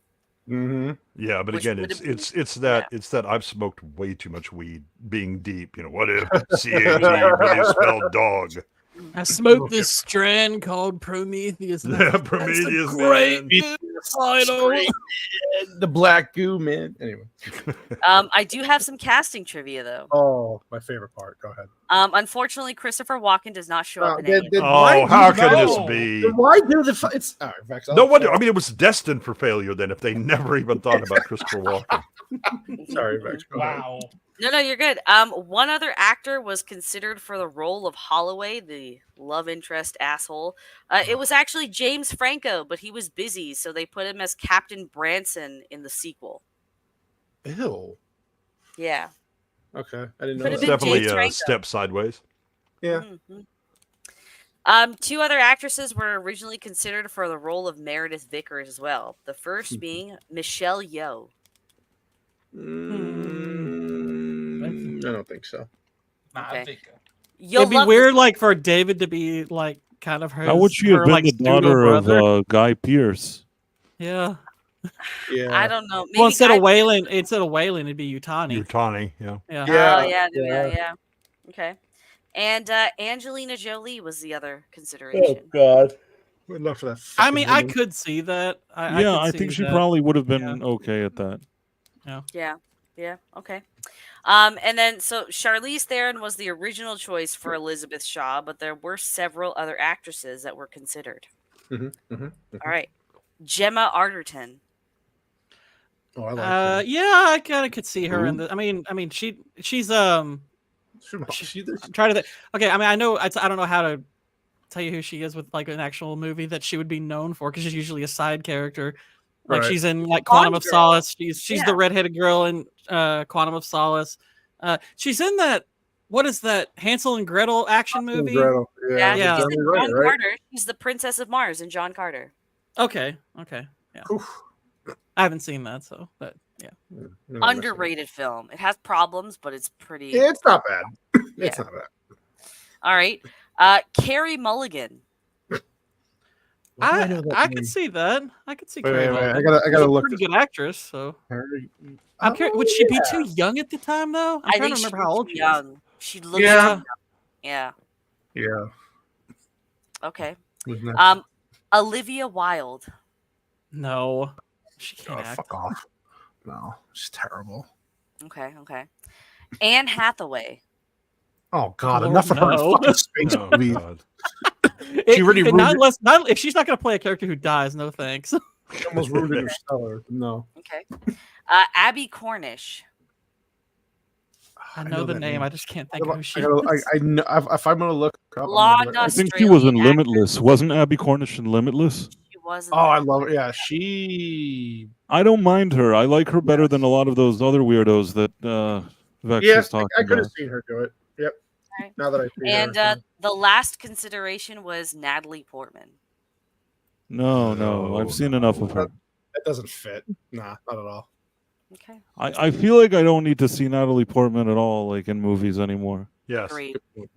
I don't know why. I know that's a mean thing to say, but she just comes off as annoying, and I've had enough of her. Yes, this is the I perfect show. stand with Price of Reason. Me too. Yeah. Sick of that bitch. It's what's weird is that sometimes I just have these instincts. There's no logic behind it. It's just like what my instinct says. You see Natalie Portman talks about climate change. I mean, you see Natalie Portman, you run sideways. Yeah, exactly. I'm not running away. I'm running at a 90-degree angle. She seems too snooty. You know what I mean? There's something snooty about Natalie Portman that I feel like she went on like an ego trip with herself, and I've always thought that people thought that she was more than she was to begin with. She was just all right, and she suddenly bought into the hype. She got high on her own supply, if that makes any sense. Yeah, I think she got way. So the credit that she gets from Leon the Professional, given her age, is absolutely well worth it. The problem is, I don't think she actually got better. I think she may have actually regressed. Right, that was her best role. Yeah, that was like her best work is Leon the Professional. Yeah, I agree. Eat my hammer, Xenomorph. Oh yeah, she's a Harvard grad, so she definitely thinks she's better than everybody else.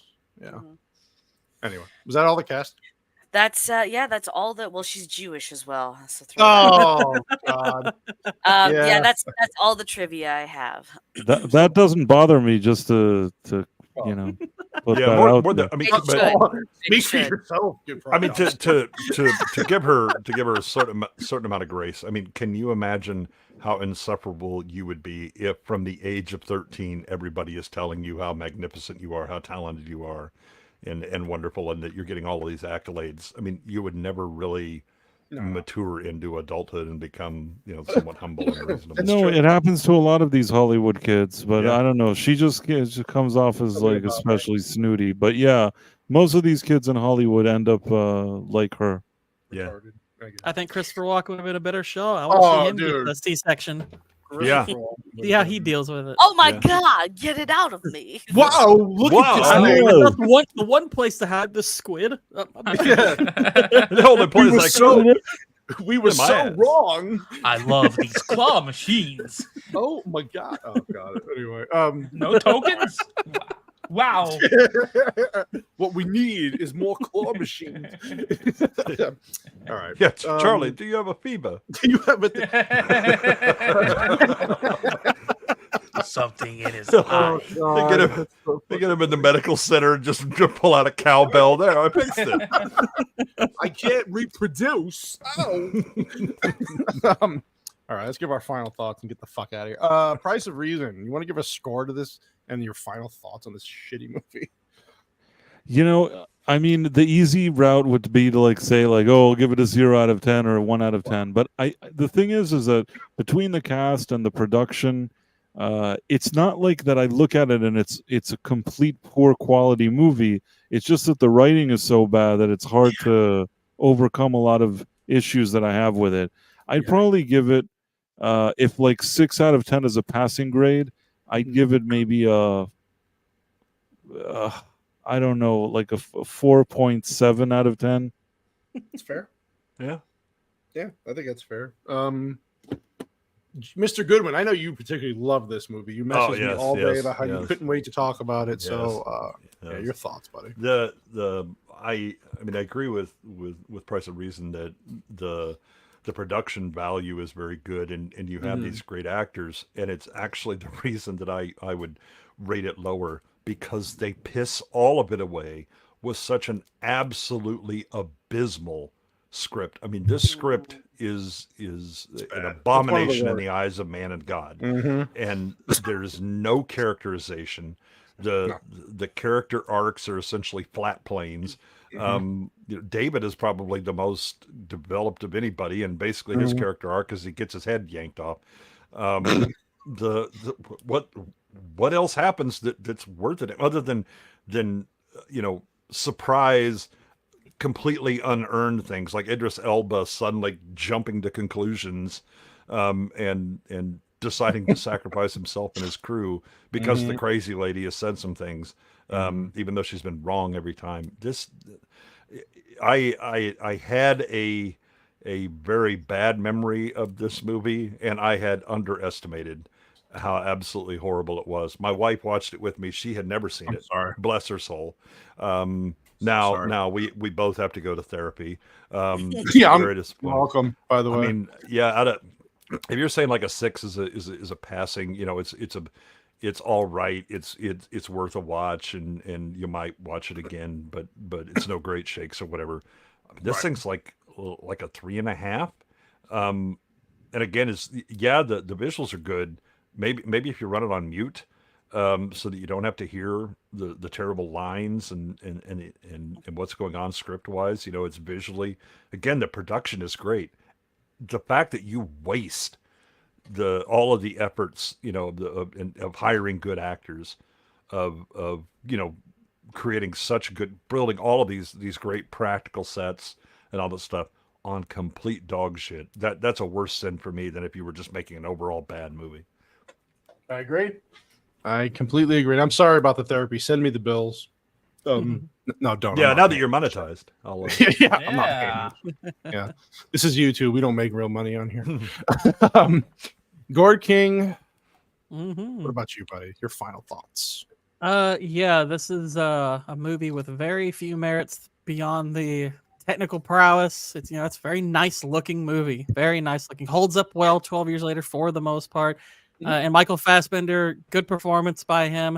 That is about all I take away positive from this movie. This is a 3. It's like it's a terrible movie with fairly minimal merit to it. It is a bad movie all around. Just terrible writing, terrible dialogue. The acting, mostly is destroyed by the script. It's garbage. It's complete garbage. It's not Borderlands garbage, but it's garbage. If you were unaware of all other Alien movies, what would you possibly get out of it? And if you were aware of Alien movies, is it the worst? I think Covenant's the worst I've ever fucking. It's worse than he's asking. So if you knew nothing about the Alien movies, okay. Is there anything you could get out of wouldn't this? Matter. And then knowing about it, does it make this movie worse with the knowledge of other Alien movies?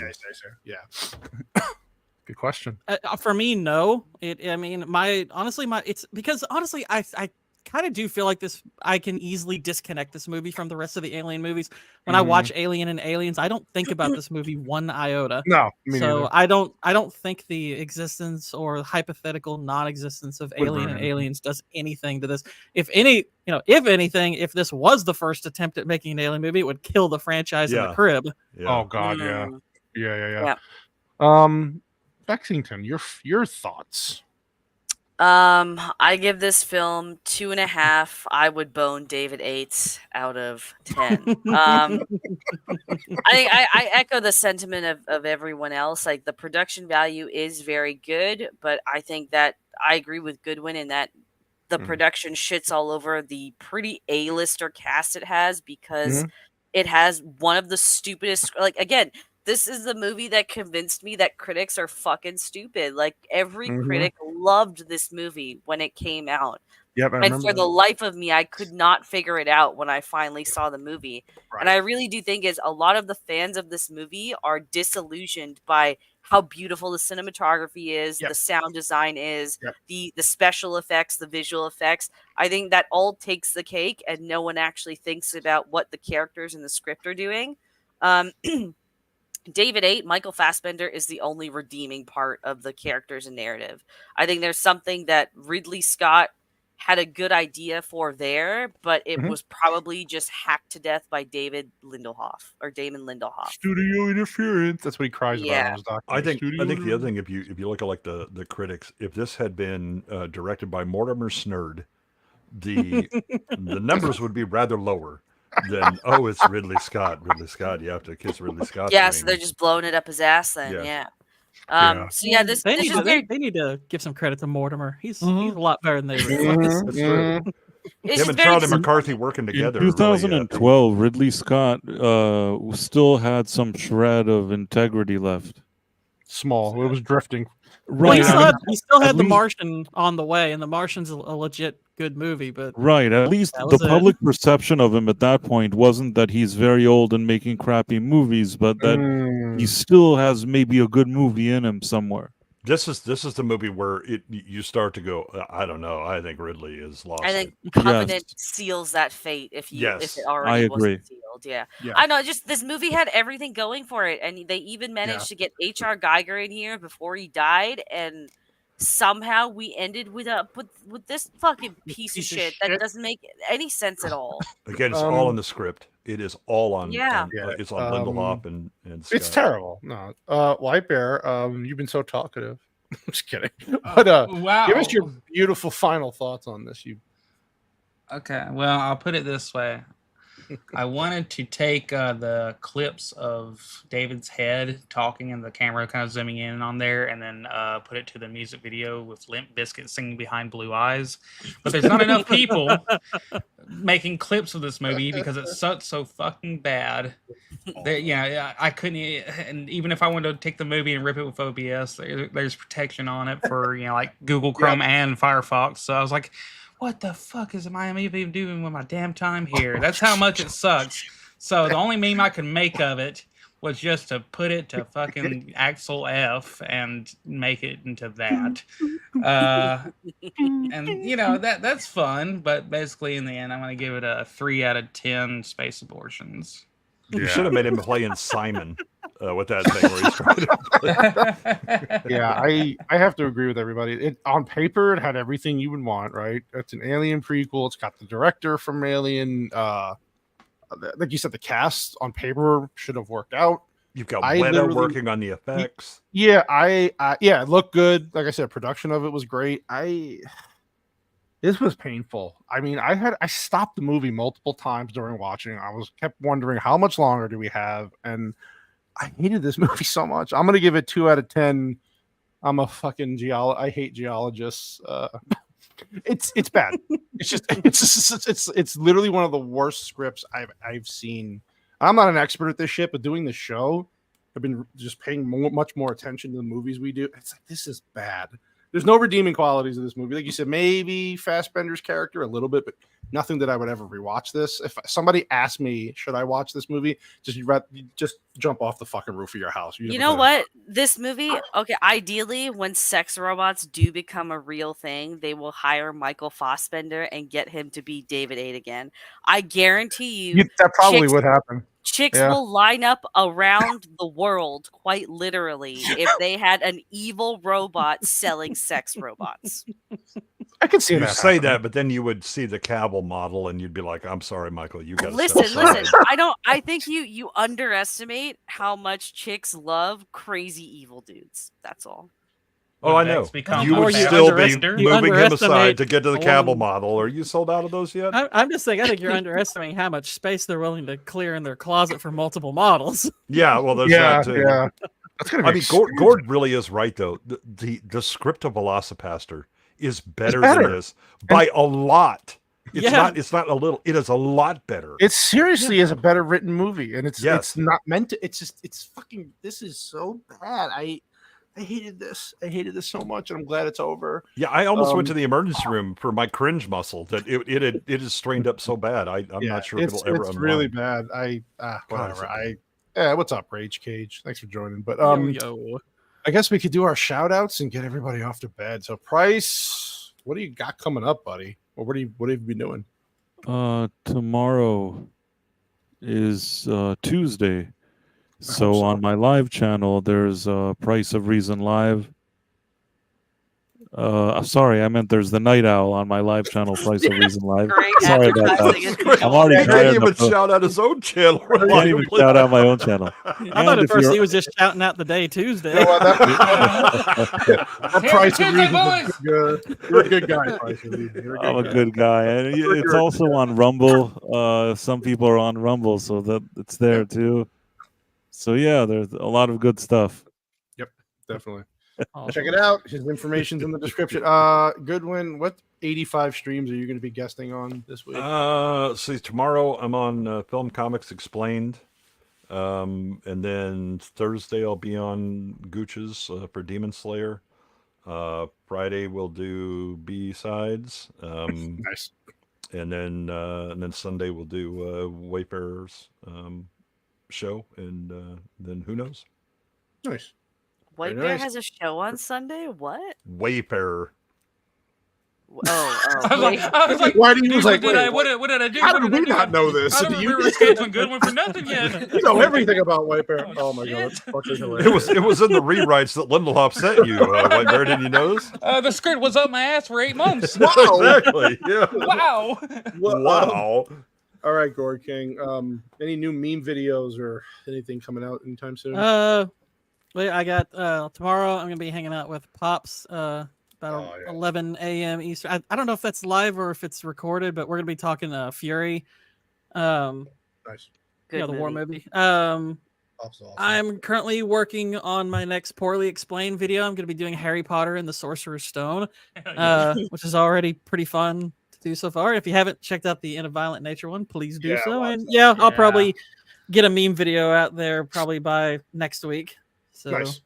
Very nice. Oh yeah, and I think Vex, I'm going to be on Yeti's podcast Thursday. I think that's it. Yeah, that's this week. I have to check my calendar, but if you say you are, then you are. You are pretty sure. Yeah. Nice. That's always a fun time. Vex. Anything coming up? I'm still recovering from being sick, but I will also be on Film Comics Explained tomorrow at 7 p.m. Eastern. We're going to be discussing Trap and Borderlands. Oh, might be worse than what we just said. I got to rewatch Borderlands now. So, yeah. Sorry about that. Again, at least it's under 90 minutes, right? So it's short. That's true. I don't think it is. It is. It's under 90 minutes. Feels like it's not. It didn't feel like it. I know it's like 87 minutes, but it feels longer. IMDb has it at 1 hour 42. No, Ooh. nah, man. Nah. I think that's probably. She's like, I'm gonna watch it on 1.5. Okay. Yeah. Yeah. But I'm hoping I'll be better enough to go to the theater this Thursday because I would like to make a. Huh? You have to go see Alien, right? Yeah, so I can go see Romulus because I would like to make a video on that. Good. But yeah, other than that, good to be back. Sorry I missed last week. Oh no! Well, you were dying from something Canadian. It's okay. We're used to it by now with you. All those fucking immigrants shitting in the streets. God, that had me die. Well, I'm glad you were shitting on the beaches. Oh no, they're shitting on the streets too. So when they can afford everywhere. to pack all of their dirty third eye gases into a Toyota Camry to go to a beach up north, they're just shitting publicly at gas stations and on sidewalks and in parks. And you want to know the great thing about Toronto is that it has a severely outdated stormwater and sewage system. So we've been getting a lot of rain. So you want to know what happens instead of it just flowing out? Turds float. Turds float. Exactly. Both streams end up crossing and Toronto floods. Never and where do you crossed think the same thing. all that shit goes? There you go. I'm very sorry. Oh God, that sounds terrible. Yeah. Well, I'm glad you're feeling somewhat better. And Make sure you keep your suit on. Yeah, don't take your fucking helmet off. Like I didn't even go socialize in Toronto. I literally just went to go pick up something and I got sick. You got the Jesus, that's bad. Well, that sucks, but I'm glad you're feeling somewhat better. Bless your very your Scott. Bless your heart. White Bear. Yeah. What about you? You had a video. You had a little meme thing or thing come out this before the show. Yeah, let's see. Yeah, go check out what Gord did the other week. We both put out some meme videos, and I had some fun today putting together that Red Dead Trump campaign. That was good. That was really good. I'm gonna totally take advantage of that Red Dead shit. So that was really funny. I'll probably be streaming again tomorrow on Twitter. There you go. And other than that, just check me out, White Bear Whitey on the Twitter, and also White Bear 2 on YouTube. And apparently Sunday I'll be hosting a show with Jay. You just better be there, buddy. We got this. Yeah. Yeah. As far as the Cannoli Sasquatch, next Monday we have a great panel actually to talk about The Crow. Since the new movie's coming out soon, we're going to do the original, the 1994 movie. We have a great panel. We have True Pop Culture, Josh McDonald. Yes, we have True Pop Culture, Josh Pops, and Movie Cynic actually confirmed for that too. So that'll be a good panel and show. I'm looking forward to talking about that, especially after reading the graphic novel recently. And movie's got some problems, but whatever. I haven't. It's a rewatch. The movie fucking sucks. I'm gonna rewatch it this weekend. We'll see. But and then also Wednesday I'll be on Gooch's show, Diabolical Studios, with a big panel to talk about Batman Under the Red Hood, the movie. So looking forward to that, of course. So look out for all that information on the socials. Thank you to the panel. You guys are freaking awesome. Sorry, Dan from Scene Invaders couldn't make it. Unfortunately, he had something come up, but we'll have him on again soon, I think. And then, thank you for the super chats. Thank you to the chat. And we made it. So thank you, everybody else. We're going to go good night now, and we'll see you next week. We love you and goodbye. Bye.